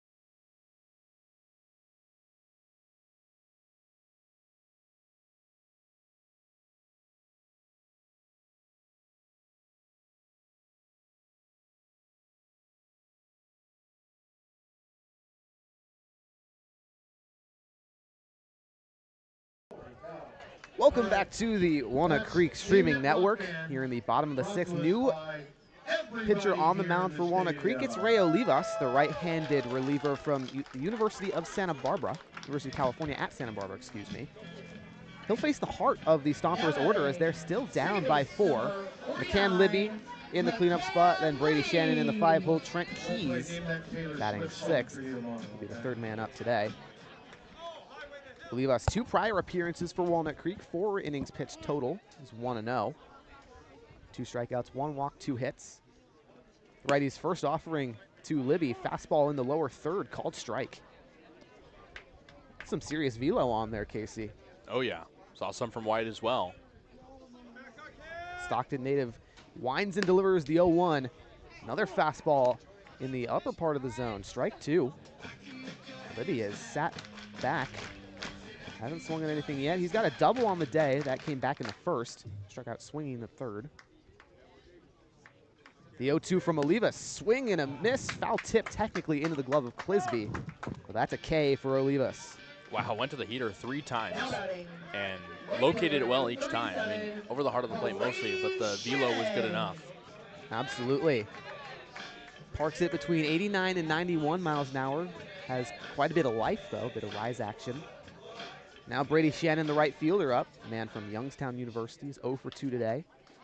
Hitting .204 entering today's game, 17 appearances. First offering from Olivas. Check swing, did he go? No. We 1-0 on Shannon. North Lima, Ohio native. Played 3 sports in high school, football, baseball, basketball. Now a 2-sport athlete at Youngstown, football and baseball. The 1-0 from Olivas. Fastball on the inner third, strike 1. Olivas continuing to attack the zone. I know it's only been 5 pitches, but it seems like his intentions are clear. Shakes off an offering from Clisby. Agrees on the next pitch here. Turns and delivers the 1-1. Swing and a miss. Nice bite there. Quickly 1-2 on Brady Shannon. Brady was trying to make quick work of the Stompers' order. Hold the 5-1 lead for his team, the Crawdads. Gets the call. Winds and fires the 1-2. Swing and a miss on the off speed. 2 straight swinging strikeouts for Ray Olivas. He looks electric right now, Casey. Yeah, he's mixed up his stuff. Went to the curveball. Brady Shannon way out in front of it. And shows that Olivas has that mix that is really hard to deal with. Now with 2 down, the left-handed first baseman Trent Keys up to bat. He's 0 for 1, a hit by pitch and a strikeout.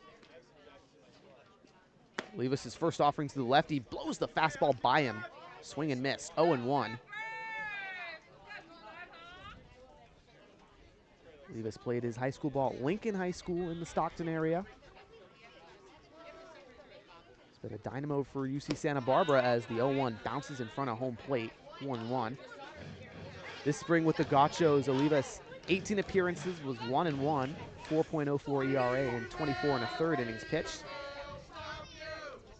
The 1-1 to Keys, swing and a miss. Fastball gets him again. Olivas just blowing it right by him right now. Olivas had 29 strikeouts to just 7 walks this spring with Santa Barbara. We're a high strikeout guy. The 1-2 curveball, swinging a grounder over to second. Esquivel fields, flips it to Ewens. And the Stompers retired 1-2-3.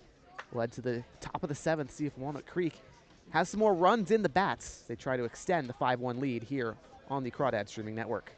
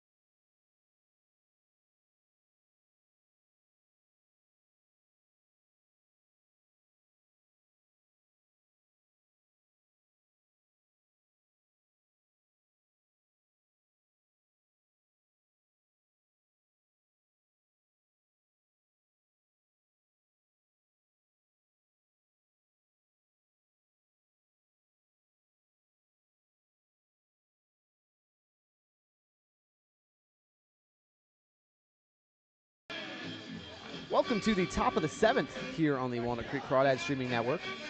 Crawdads up to bat as they lead 5-1 over the Sonoma Stompers, trying to take the series. It's tied at 1 apiece.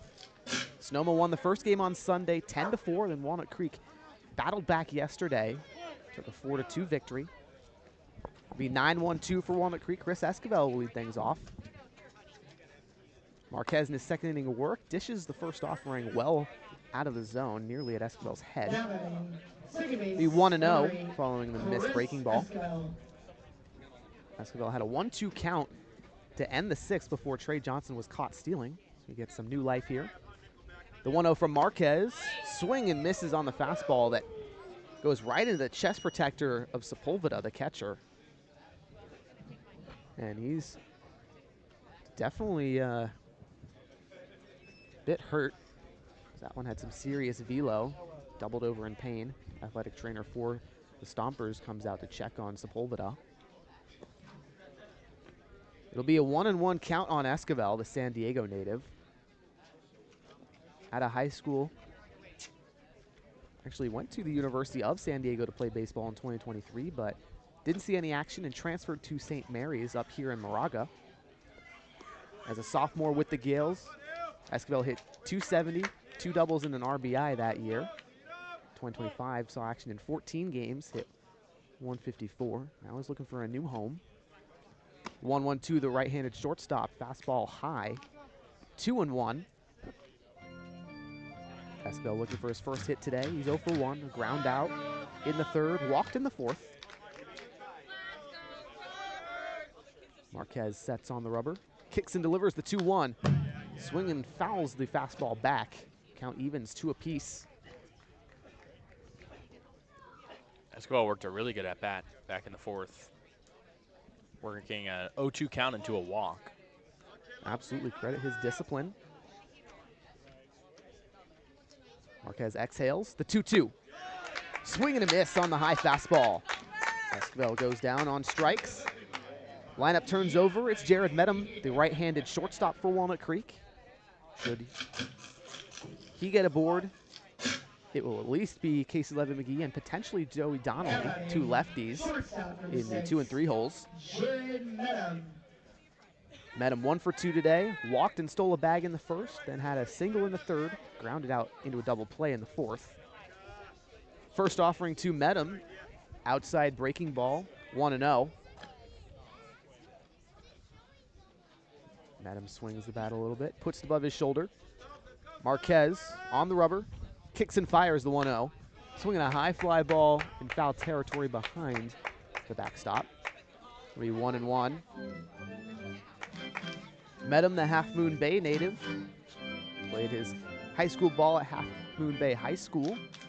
Hit .431 as a senior, was the league division player of the year.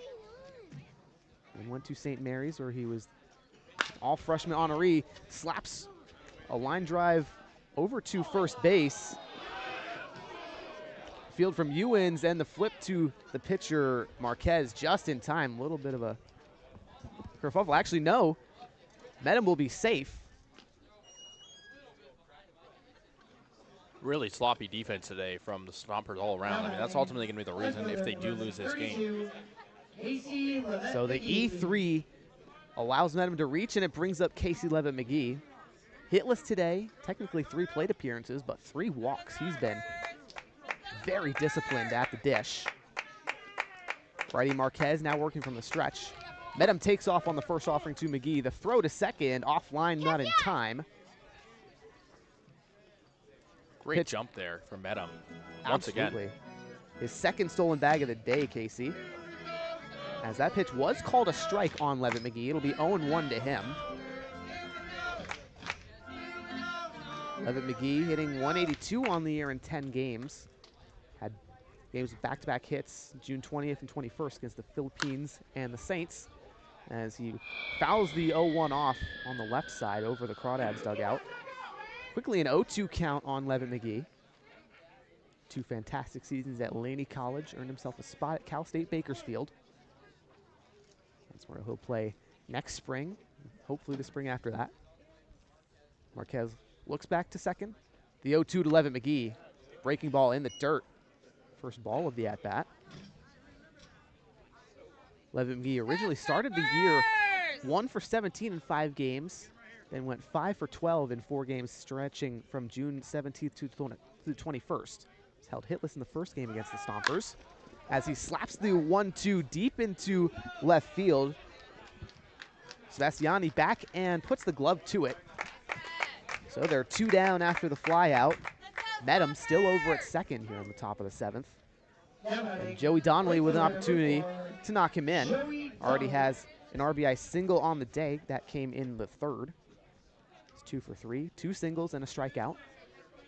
Donnelly perhaps the best hitter on the Crawdads. Entered today hitting .455 with a 1.132 OPS. Righty Marquez looks to Medham at second. Kicks and delivers to Donnelly. Swing and a miss on the outside fastball. 0-1. Donnelly's timing today has generally been good, but again, he's missed on some of those fastballs. Yeah, struck out on a fastball in his first at-bat. Since then, he's managed to figure out the pitching from the Stompers. We'll see what he does here on the 0-1. Marquez winds and deals. Another fastball, this time high. 1-1 on Donnelly. Third-year Crawdad, spent 2 seasons in Walnut Creek, 2022-2023. The latter year, he led the CCL in steals, hit 300. Then last year in 2024, played with Arroyo Seco, hit 327 with them. 1-1 offering from Marquez finds the zone. 1-2 on Donnelly.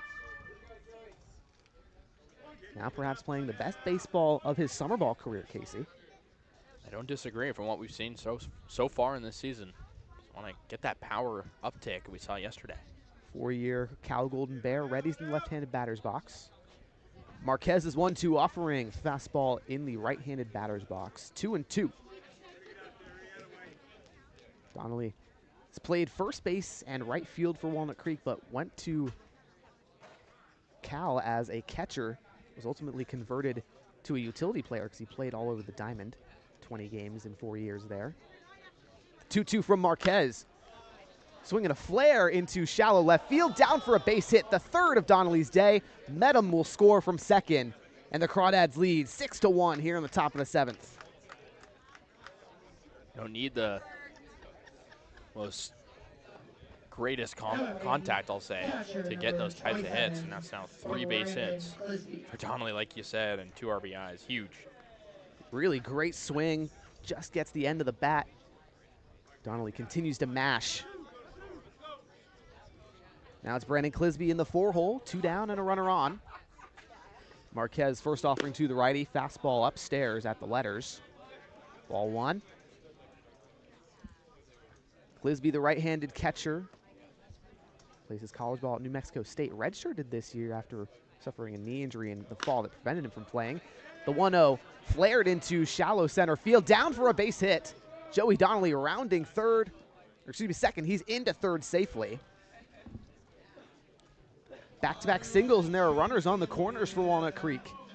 Last chance for our Also bullpen action for the Stompers. They might go to a different look. They haven't used a lefty yet today. Indeed, so far it's been all righties, and when they posted their lineup, they had all righties in the bullpen. We'll see if that changes anytime soon. Work cut out for the Stompers here with John Ewens, the big man in the 5-hole, working with 2 on. Ewens is 6'3" left-hander from Baylor. 1 for 3 today, an RBI single in the 3rd. First offering to the lefty, broken bat ground ball over to second. The flip to first in time.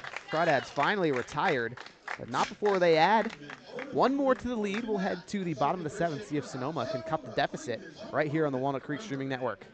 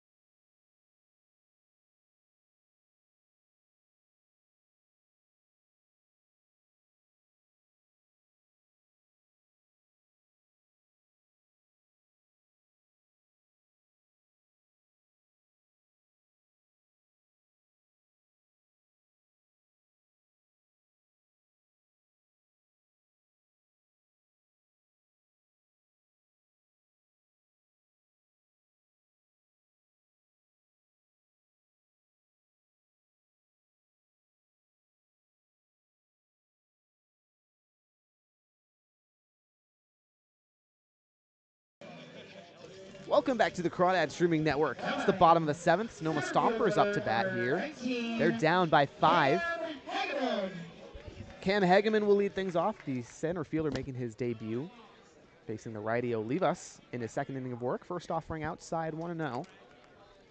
Hageman searching for his first hit as a Stomper. Reached on an error in the second. Also stole a bag. Otherwise 0 for 2. The 1-0 in there for a strike. Olivas with a nice recovery fastball. Struck out the first 2 batters he faced in the 6th. Then it got a ground out to end the inning. As he kicks and delivers the 1-2. Soft fly ball into right field, down for a base hit. Olivas' first hit allowed today. Just his 3rd on the year. So now 1 aboard for Ben Sebastiani, the left fielder for Sonoma. First career CCL hit for Hageman. Indeed it is. Sebastiani 0 for 2 today with 2 strikeouts. Entered today in 11 games, hitting 167. Pinch hit yesterday and got a single. Takes a breaking ball outside from Olivas. 1-0.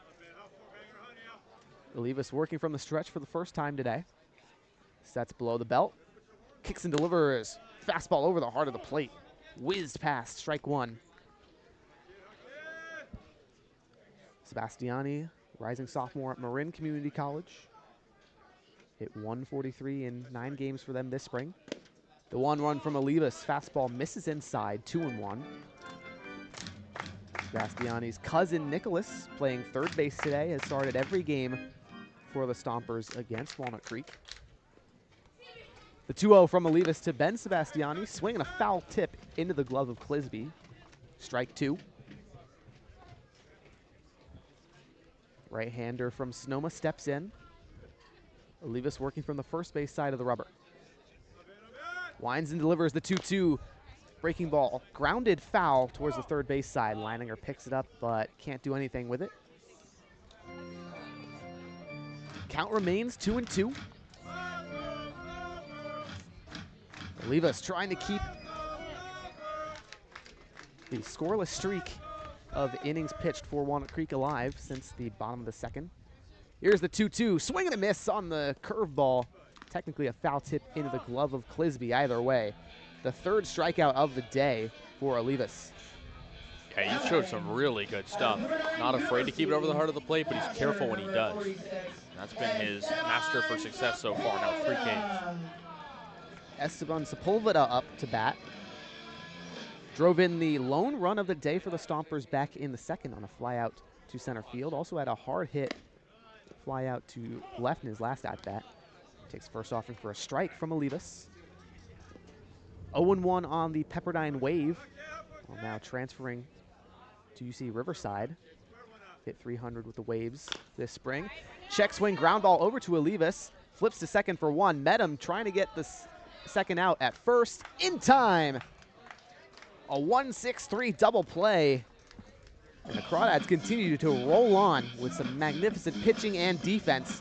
Led to the top of the 8th. See if their bats can hang around and extend the 6-1 lead right here on the Walnut Creek Streaming Network.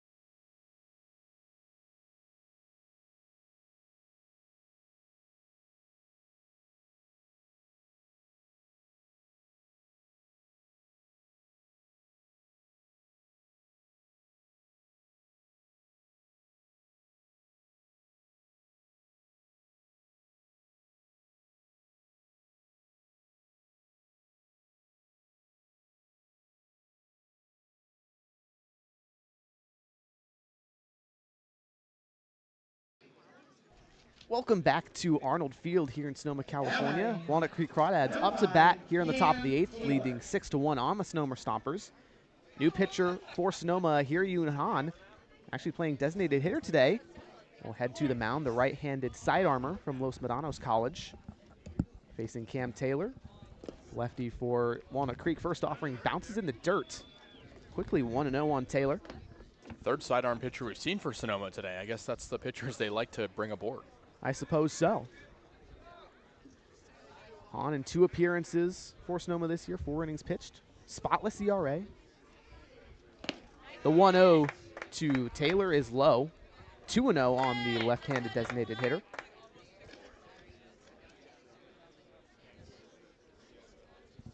Taylor had his first hit of the game in the 6th, the leadoff single. Trying to get another hit here. Check swing on the 2-0, fouled towards the Crawdad dugout. 2-1 now on the Georgia native.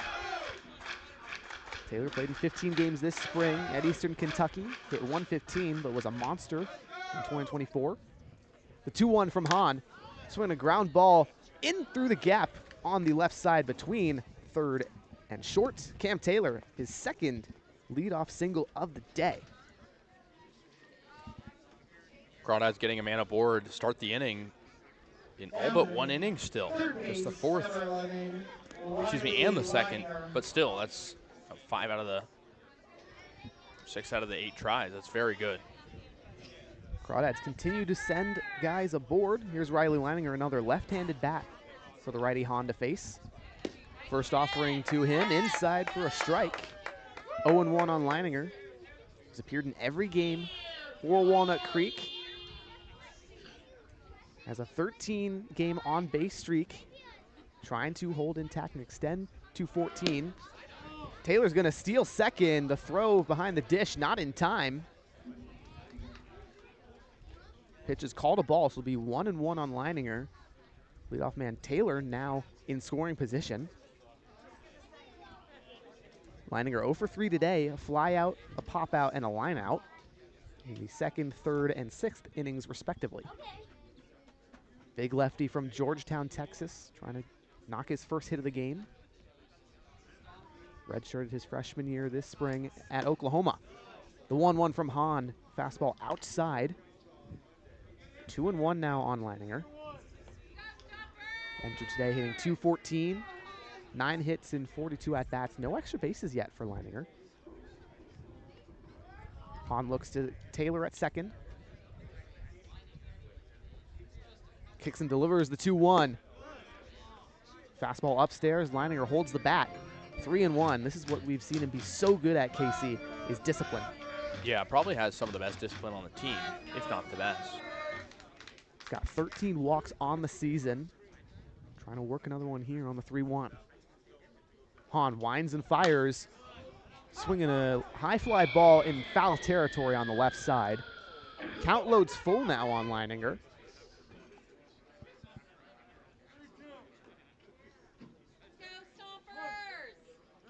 Leininger, a 2-time district MVP at his high school, Georgetown. Perfect game, Texas All-Region first team in 2024 as a senior. The payoff from Han. Fastball in the dirt. Leininger has to jump out of the way, and he extends the streak to 14 games where he's reached safely, Kasey. Yeah, and hasn't necessarily had hits in all those games, but the walk has been his best friend. Good to see him get aboard. Absolutely. Leininger continues to be productive, and there's 2 aboard for the man in the 8-hole, Trey Johnson, in center field today. Hitless today, 0 for 3. Did reach on a fielder's choice in the 6th. Struck out in the 2nd and flew out in the 4th. Han's first offering to the lefty. Fastball on the inner 3rd, strike 1. Johnson, the Walnut Creek native, plays his college ball at Skyline. Spent his freshman year there. 41 games, hit .333 this spring. The 0-1 to Johnson. Fastball misses, 1-1. Sidearm delivery from Han hasn't fooled too many Crawdad hitters yet, as both batters he's faced have reached. Han looks back to second, and the 1-1. Fastball locates on the lower 3rd. It's 1-2 to Johnson. Johnson had 38 runs batted in on 49 hits this spring at Skyline, 13 of them for extra bases, and worked a magnificent 30 walks to just 17 strikeouts. The 1-2, swing and a miss, breaking ball nearly in the dirt. Johnson strikes out for the second time today. 1 down, 2 on for Chris Esquivel in the 9-hole. Now batting, second base. Righty second baseman is 0 for 2 today, a ground out, a walk, and a strikeout swinging in the 7th. Correction, now batting, number 3. Excuse me, there is a pinch hitter. It's Cam Calvillo instead of Chris Esquivel. Esquivel will take over at second, right-handed infielder. Played the last season at Cal State Northridge, where he was pretty good. Hit 298. In 38 games, 29 of them were starts.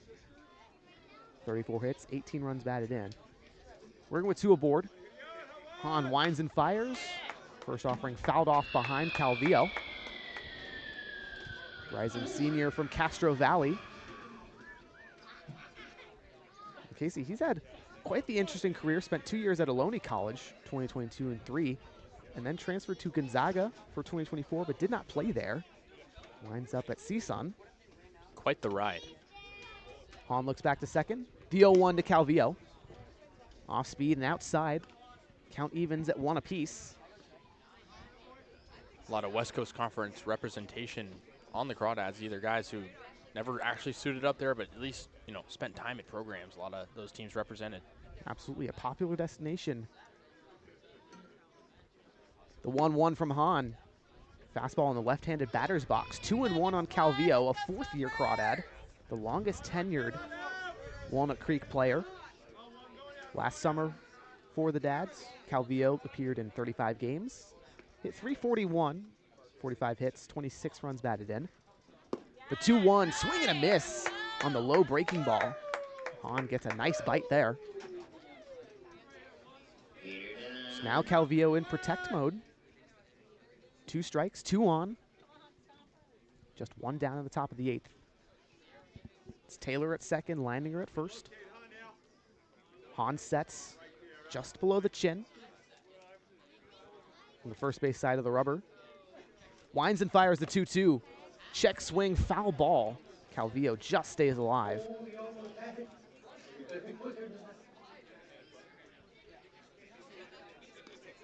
Still 2-2 on the 5'10" right-hander.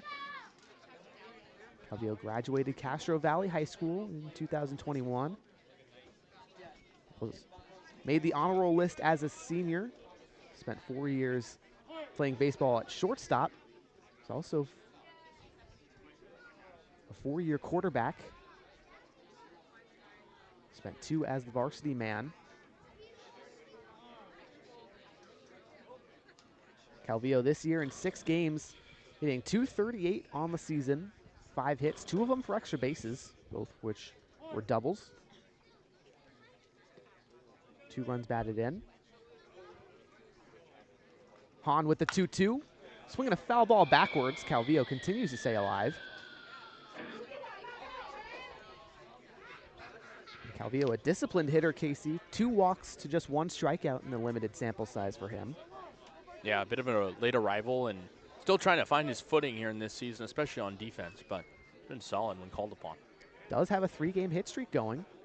2 against the Philippines, then 1 against the Saints, and 1 yesterday against Sonoma. Hahn with the 2-2 once more. Calvillo slaps a ground ball on the right side. Second baseman Libby takes a stab at it, and it gets away from his glove. So Calvillo is safe over at first, and the bases are loaded as the lineup turns over for Jared Medham. Yeah, I mean, the defense today for Sonoma has been the story, the lack thereof, rather. Should go down as an error. Probably, considering it was a slow roller. Either way, another hot bat up in the right-handed batter's box for Walnut Creek. Medham has reached twice, 1 on a single in the 3rd, 1 an error in the 7th, actually 3 times, also walked in the 1st. First offering to the righty, Medham, swing and a foul ball backwards. Quickly 0-1 on the current St. Mary's Gale. Spent 3 years in Moraga as a freshman. Hit .255 in 51 games. Earned himself West Coast Conference All-Freshman honors. Then this spring, 55 games, .297 batting average, 36 runs batted in. The 0-1 to Medham, swinging another foul ball into the screen. It's been a little late on the fastballs from Hahn.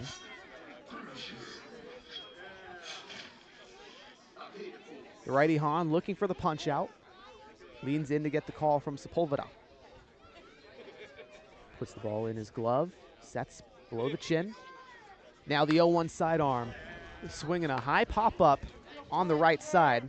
Third baseman Sebastiani unders it, and he's got the out.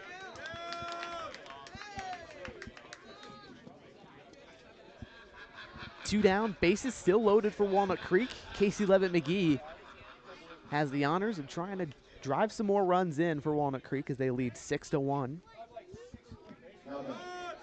Left fielder Kasey Levitt-McGee has walked 3 times today, Casey, in the first, third, and fifth innings, then flew out into left field in the 7th, looking for his first hit of the day. Levitt-McGee, familiar with the CCL, played with the Alameda Merchants last summer. Hit 326 in 27 games for them. Left-handed San Francisco native. Takes some time, then steps back into the left-handed batter's box.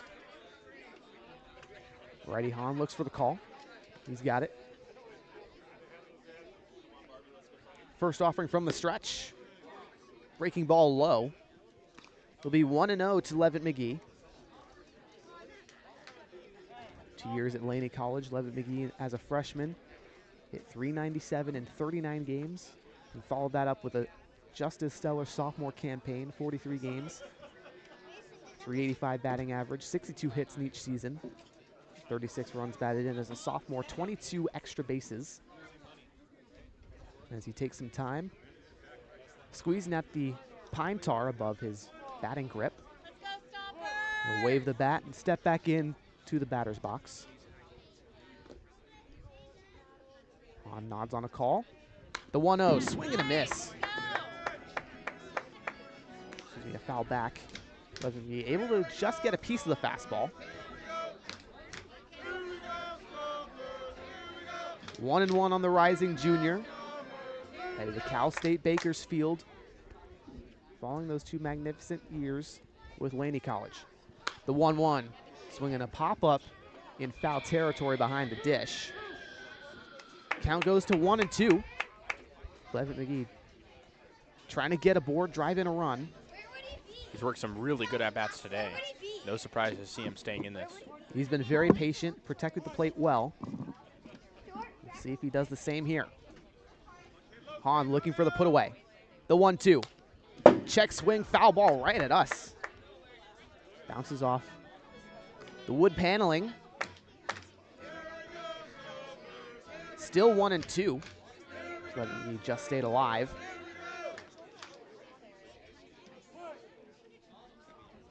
Lefty was 0 for 4 in the first game against the Stompers. The 10-4 loss had 2 strikeouts. Hahn with the 1-2. Fastball low, below the knees. Count evens 2-2 for Levitt-McGee.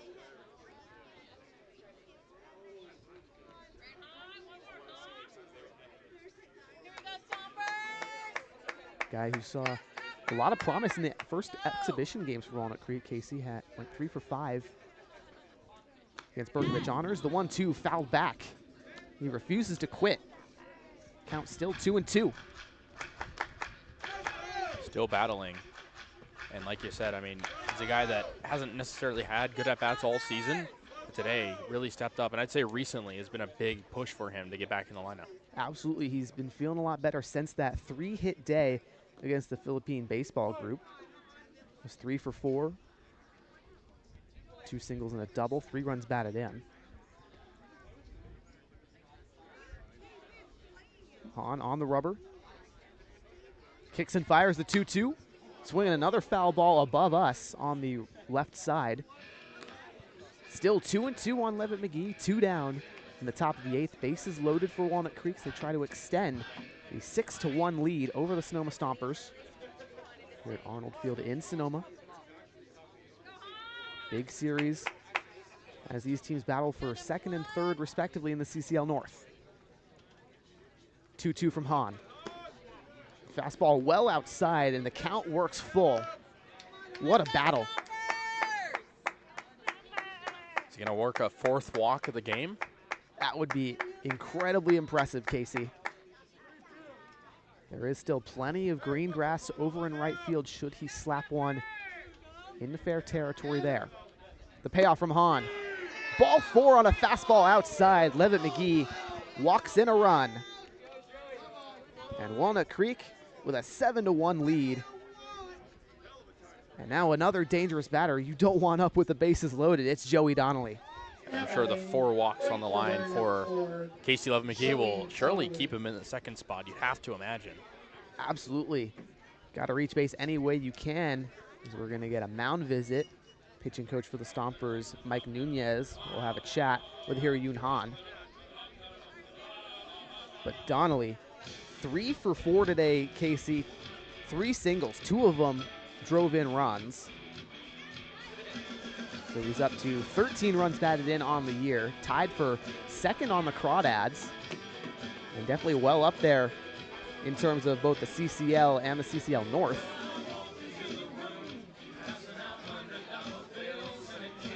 Donnelly continues to build a fantastic week. Was also 3 for 4 yesterday with that home run that drove in 2. A couple of singles as well. 3 extra base hits on the year for Donnelly. 23 total hits on the year. And now 14 games. Hahn looks into the call against the dangerous lefty from Cal. First offering to Donnelly. Swinging a drive into deep left field. That one going back, bounces off the wall. 2 runs will score. Calvillo jogs in easily. Levitt McGee rounding 3rd. He's in safely. A bases clearing double for Joey Donnelly. 3 runs scored. It's 10-1 Walnut Creek. Wow, Joey Donnelly just, dare I say, increasing his MVP level play. 4 base hits and now, what, 6 RBI? 5 RBI? 5 runs batted in on the day. Joey Donnelly, have yourself a game, sir. That is 6 in the past 2 games combined. Still a runner in scoring position for Brandon Clisby, right-handed catcher for Walnut Creek. Swings and misses at the first offering from Hahn. It's 0-1. Clisby singled in the 7th, got his first hit of the day. Did drive in 2 runs earlier on a ground out in the 1st with only 1 out, and then reached on an E5 in the 3rd as he slaps a high chopper over to 2nd. Boardman fields the flip to 1st in time. So Walnut Creek finally sent down, not before they add 4 more runs to the board. A big lead here as we enter the bottom of the 8th. See if Sonoma can cut the deficit right here on the Walnut Creek streaming network.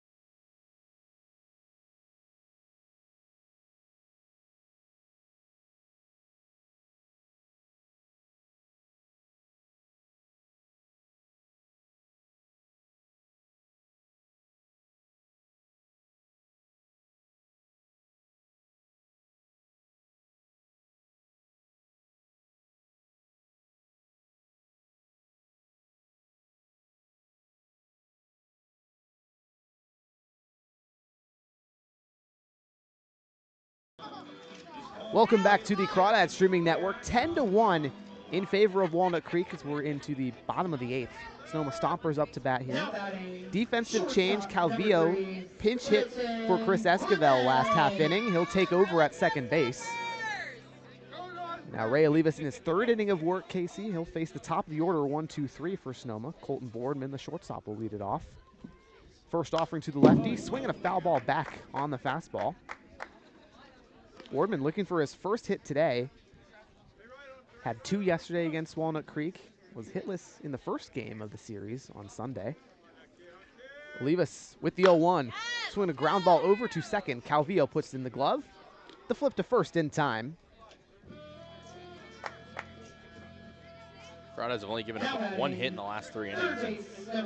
It's been just that weak contact we've seen. And Olivas has done a really good job of just inducing that. Absolutely. If Olivas is able to go the rest of this inning and all of the 9th, he will earn a save. See if he tries to go for it. First offering to the next batter, Sebastiani. Curveball drilled into shallow left field. Foul territory. Is anyone under it? Yes, sir. It's Jared Medham.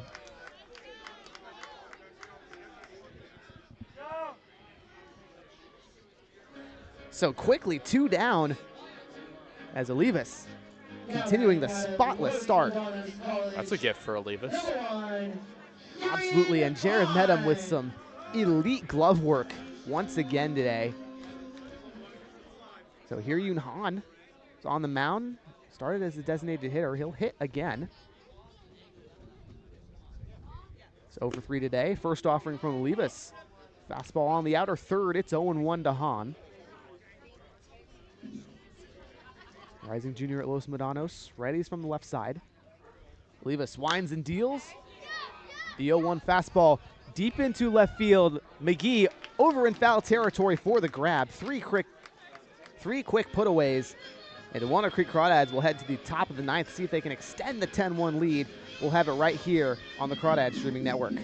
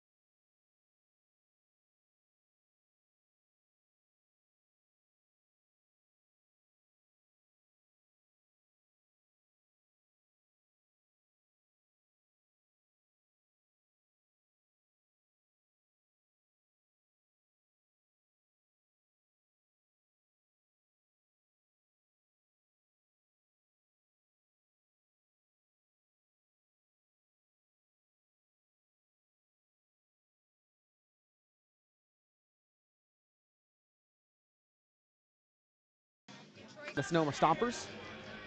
Crawdads trying to increase this 10-1 lead. It'll be 5-6-7. John Ewens will lead things off against the new pitcher, right-hander Christian Klosterman. Attends the College of San Mateo. This year for the Stompers, Klosterman 1-0 with an 0 ERA in 2 appearances, 2 innings pitched. John Ewens. So the lefty Ewan steps in. First offering to him, slapped on the ground to second base. Libby fields, throws to first. One pitch, one out. A lot of quick outs these last few. Saw the Crawdads make quick work with Olivas being flawless so far. Seems like both teams just want to go home, and who could blame them? Cam Taylor comes up to bat. Taylor 2 for 4 today, ground out RBI, and then 2 subsequent singles to lead off the 6th and the 8th. First offering from Klosterman outside in the right-handed batter's box. 1-0 on Taylor.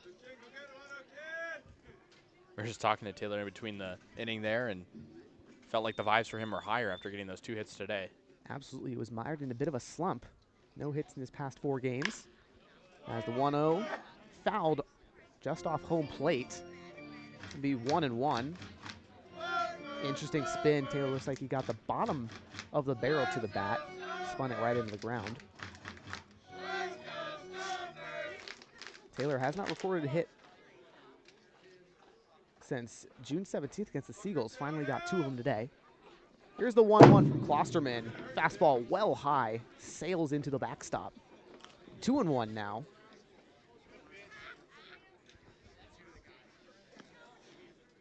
Taylor struggled a bit at Eastern Kentucky this spring, but last spring at Andrew College as a redshirt freshman, played in 54 games, hit .344 with 9 homers, 12 doubles, 5 triples.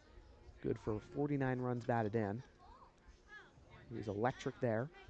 Been pretty good for the Crawdads so far. The 2-1. Chopper on the ground to second. Libby collects, dishes to first. 2 straight retired.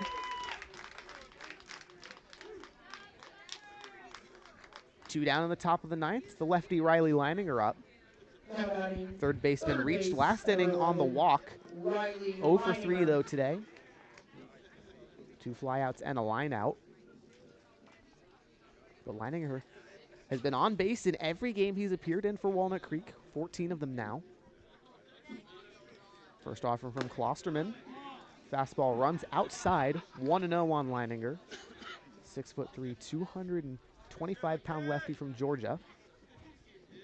He's got power in the frame, but we haven't seen it yet this season, Casey. No extra base hits for Leininger yet. He's been raw by the wind multiple times. The 1-0 to the lefty. Fastball outside again. Good arm side run, gets away from Klosterman. 2-0 on Leininger. He's hit balls close to 100 miles an hour off the bat with distances over 300 feet that have just died at Monte Vista. Yeah, multiple over on that right field side. Now the 2-0 fastball bounces in the dirt. 3-0 on Leininger. Contact of Walnut Creek head coach Brant Cummings raved about Riley Leininger, claimed that the Georgetown native was one of the best lefty swings in his class. That's why he's on the Crawdads. The 3-0 to Leininger, fastball upstairs, ball 4. 2 straight walks for Leininger. He continues to have a decent day. Still 2 down, and we'll get a pinch hitter instead of Trey Johnson. It's Sam Jenkins, the left-handed outfielder for Walnut Creek. Number 14, Sam Jenkins. Jenkins taking his first hack of the day. First offering to the lefty from Baylor outside, 1-0. Jenkins played yesterday for Walnut Creek, was held hitless in 4 at-bats. Swings and misses at the 1-0 offering, a low fastball. Excuse me, it'll be 0-2 officially. Baylor lefty hitting .294 in 10 games for Walnut Creek this year. He's been magnificent. 10 hits, 3 from for extra bases, a double, a triple, and a homer. The 0-2 from Klosterman. Fastball upstairs on the 6'2" lefty Jenkins. Now a 1-2 count. Jenkins, a native of Dallas, Texas, redshirted this spring at Baylor to preserve a year of eligibility. Trying to go back to the Bears with a nice resume in summer ball. The 1-2 slapped on the ground through the gap. A base hit for Jenkins. Leininger goes to second easily. Nice piece of hitting there for Jenkins, who was held hitless yesterday. but had a monster game before that against the Stompers. 1 for 3, actually, monster game against the Philippines was 3 for 5. And a good job from Leininger to get out of the way. That ball nearly nailed him on the ground as he was going towards second. Number 3, Cam Absolutely, that's a Calvillo. great note, Casey. And now with 2 aboard, it's Cam Calvillo. Reached on the error in the pinch hit for Chris Esquivel last inning. First offering, curveball runs inside. He'll be 1-0 on the right-hander Calvillo. Fourth-year Crawdad, ready to go. Klosterman's 1-0. Swinging a ground ball chopped on the third base side. 1-1 now on the Castro Valley native.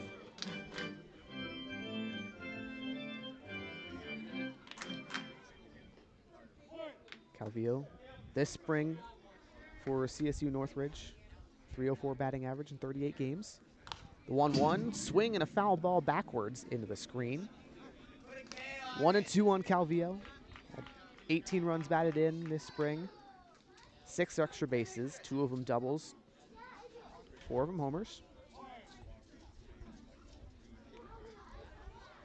Klosterman winds and delivers the 1-2. Breaking ball on the upper third, called strike 3.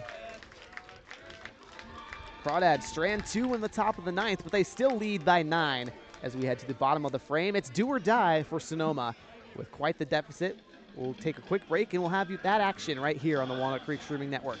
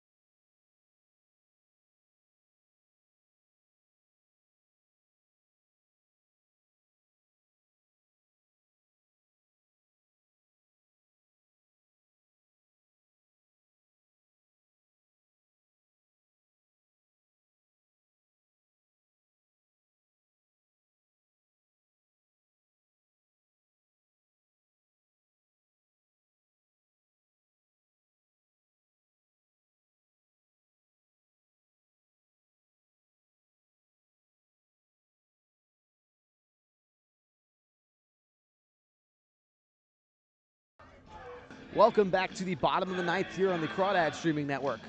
Walnut Creek up 10-1 on the Sonoma Stompers. New pitcher is Edward Saeed for the Dads. He'll try to put away 4, 5, and 6 for Sonoma. We're going to get a pinch hitter instead of McCann Libby. It will be Anthony Shepler. Anthony Shepler. Shepler, left-hitting infielder. Pardon me. Sorry, I was just going to say, we've seen him a little bit and showed some flashes, just trying to get some more time in the lineup.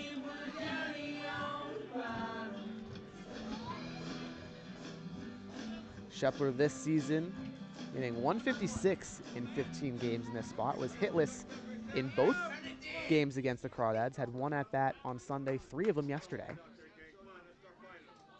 Right to Saeed, turns and delivers.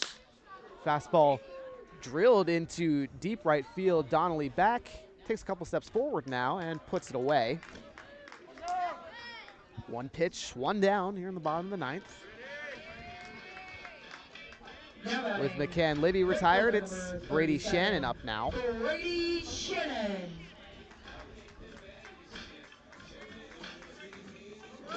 Shannon, the right fielder today, 0 for 3. Had a pop out behind the dish to Clisby and 2 strikeouts following that. The Youngstown State man steps in from the right side. Saeed gets the call from Clisby. Sets at the face. Winds, kicks, deals. Fastball outside, 1-0. Shannon, the two-sport athlete at Youngstown, third-string quarterback. And the outfielder. The 1-0 from Saeed. Fastball nearly in the dirt. It's 2-0 now on Shannon.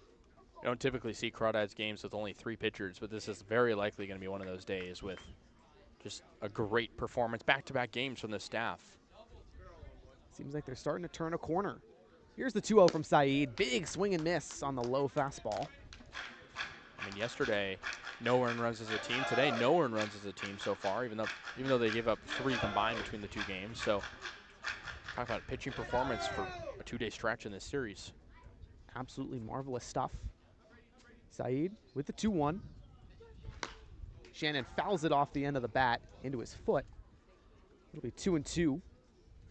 Saeed, the rising sophomore, native of El Cerrito, initially went to Siena College last fall, but ended up transferring to Los Medanos. But because he came in too late, Casey, he wasn't able to play there. Yeah, that was a good opportunity for him to get back in a rhythm after all that time off. Absolutely, and in 2 appearances, he's been good so far. 5 1/3 innings pitched for Saeed. He's 1-0 with a 1.68 ERA, 7 strikeouts to 3 walks and 4 hits. Got the win last Tuesday against the Seagulls in that 7-1 W in San Bruno. Went 3 innings, 4 strikeouts, 2 walks against 12 batters faced. Now the 2-2 to Shannon. A curveball gets well away. Count works full on Shannon. The Crawdads trying to put this one away and take the series against their CCL North rival Stompers. Crawdads, even with some of the losses, technically haven't lost a series. They have not. Had some one-off losses. Only 1 game back of the Alameda Merchants. They try to battle for first place in the North. The 2-2 driven well into left field, but foul. Shannon smacks the ball.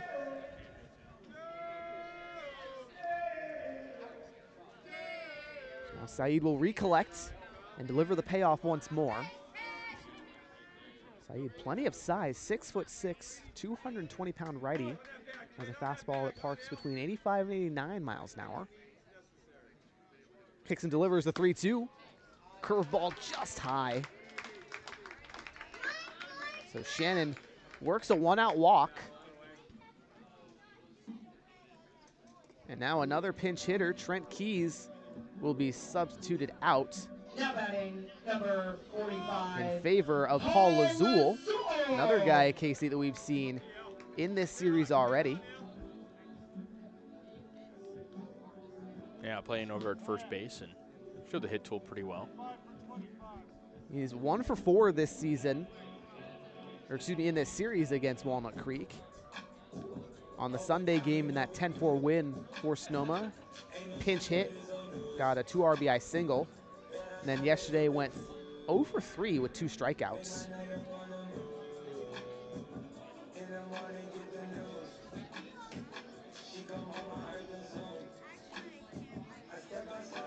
So Sonoma with their backs to the wall, down by 9, trying to get some life started with some pinch hitters. Lazul, the second of the inning after Shepler pinch hit and was retired for McCann Libby. We'll work with 1 man aboard. Monterey Peninsula man, rising sophomore, as a freshman this spring, hit 197 in 24 games. With the Stompers, Lazul, 13 games, hitting 242, 8 hits, 6 runs batted in. The righty Saeed kicks and delivers to the lefty, swing and a miss. Fastball low and away. 0-1 on Lazul. Saeed, besides the fastball, offers a curveball and a changeup to mix things in. Here's a pickoff over to first. Shannon back safely. So we get a focus on the hitter call from the Crawdad dugout. Saeed gets the pitch from Clisby, kicks and delivers. Fastball upstairs below the letters, but it's called a ball. Pretty hitter-friendly zone today, and it's worked in the Crawdads' favor. Absolutely. Observation. I don't disagree with you, Casey. I think you've got a good eye for that sort of thing. The 1-1 from Saeed. Swinging a drive into right field, down for a base hit. Donnelly has to chase it to the warning track. Lazul turning around for second. The throw cut off Calvillo. That won't even try. So it's a one-out double for Paul Lazul in the pinch hit spot. Now there's 2 runners in scoring position. Sonoma trying to kick off a late rally here. So Saeed will face a right-hander this time, Cameron Hegeman, in his Stompers debut. 1 for 3, reached on an error in the second inning, stole a bag after that, grounded out in the 4th, recorded his first hit of the year to lead off the 7th. Saeed looks in, looks for the grip in the glove, turns and deals. Fastball low. It'll be 1-0 on Hegeman. Center fielder's been pretty good in his debut. The 1-0 from Saeed. High fastball, fouled backwards. Now 1-1 on Hegeman, the Ohlone College man. Rising junior likely hitting the portal, looking for a new place to play. So trying to showcase his stuff here in summer ball against some good competition in the CCL.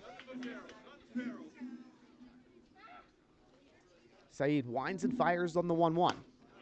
Fastball upstairs, ball 2. Pitching has been spotless pretty much today, Casey. Only a couple base runners for Sonoma, only 1 run allowed so far.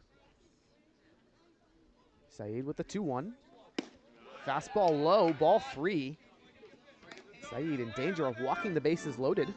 Yeah, his command this inning has not been all that strong in what's been an otherwise strong day for the Crawdads pitchers in that regard. Yeah, White and Olivas were extremely effective at locating. Only combined for 1 walk. Here's the 3-1, ball 4 on a high fastball, and the bases are loaded for the Stompers.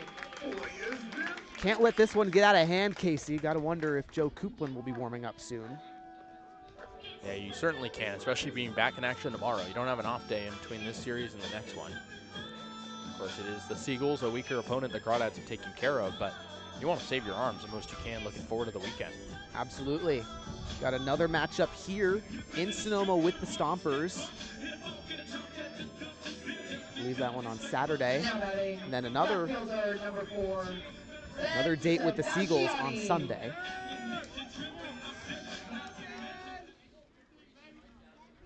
Saeed with the first pitch to the new batter, Ben Sebastiani. Fastball called strike at the letters. Good frame from Clisby. Sebastiani 0 for 3 with 3 swinging strikeouts. The 0-1 from Saeed, check swing on a fastball lower in the zone. Called the ball at the knees. Sebastiani trying to get his first hit today, had the pinch hit single yesterday. Now the 1-1, fastball low. It'll be 2-1 on Sebastiani. Was 0 for 3 in the first game against Walnut Creek. Had 2 walks and a strikeout then. Saeed turns and delivers the 2-1. Fastball upstairs, it's ball 3. So the Marin Community College man Sebastiani will be entering his 2nd year there in this spring. The 3-1 from Saeed. Fastball over the heart of the plate. Full count. Big pitch here. I know the Crawdads are up big, but for Saeed's confidence, want to get one over here. Would love a ground ball over to Medem or Calvillo. Here's the payoff. Ground ball up the middle. Medham grabs it, tags second, the flip to first, double play, and that'll do it. The Crawdads win 10-1 here in Sonoma over the Stompers. They take the series. And Kasey, what a bounce back. They lost 10-4 on Sunday. Had a really gritty win yesterday in that 4-2 W, and then come back and smack the Stompers in their own place. Take firm control of second place in the CCL North. 10-5 now on the young season. Yeah, and I mean, you said it. The Crawdads no earned runs across these final 2 games, and it just speaks to this pitching staff's improvement. We saw some really poor performances. Roy Osecco, that first Sonoma game, going out and fielding some confident guys who knew were going to give it their all was huge. Even Saeed down the stretch getting that double play ball. Absolutely, just had to pitch the weak contact, and he did. So thank you everybody so much for tuning in here on the Crawdad Streaming Network. We'll be back at 4 p.m. tomorrow as Walnut Creek hosts the San Francisco Seagulls at 4 p.m. Make sure you folks don't miss that one. It'll be good. So for Kasey Kazliner, Charlie Limoncelli signing off. Have a wonderful evening, folks, and we'll see you all tomorrow.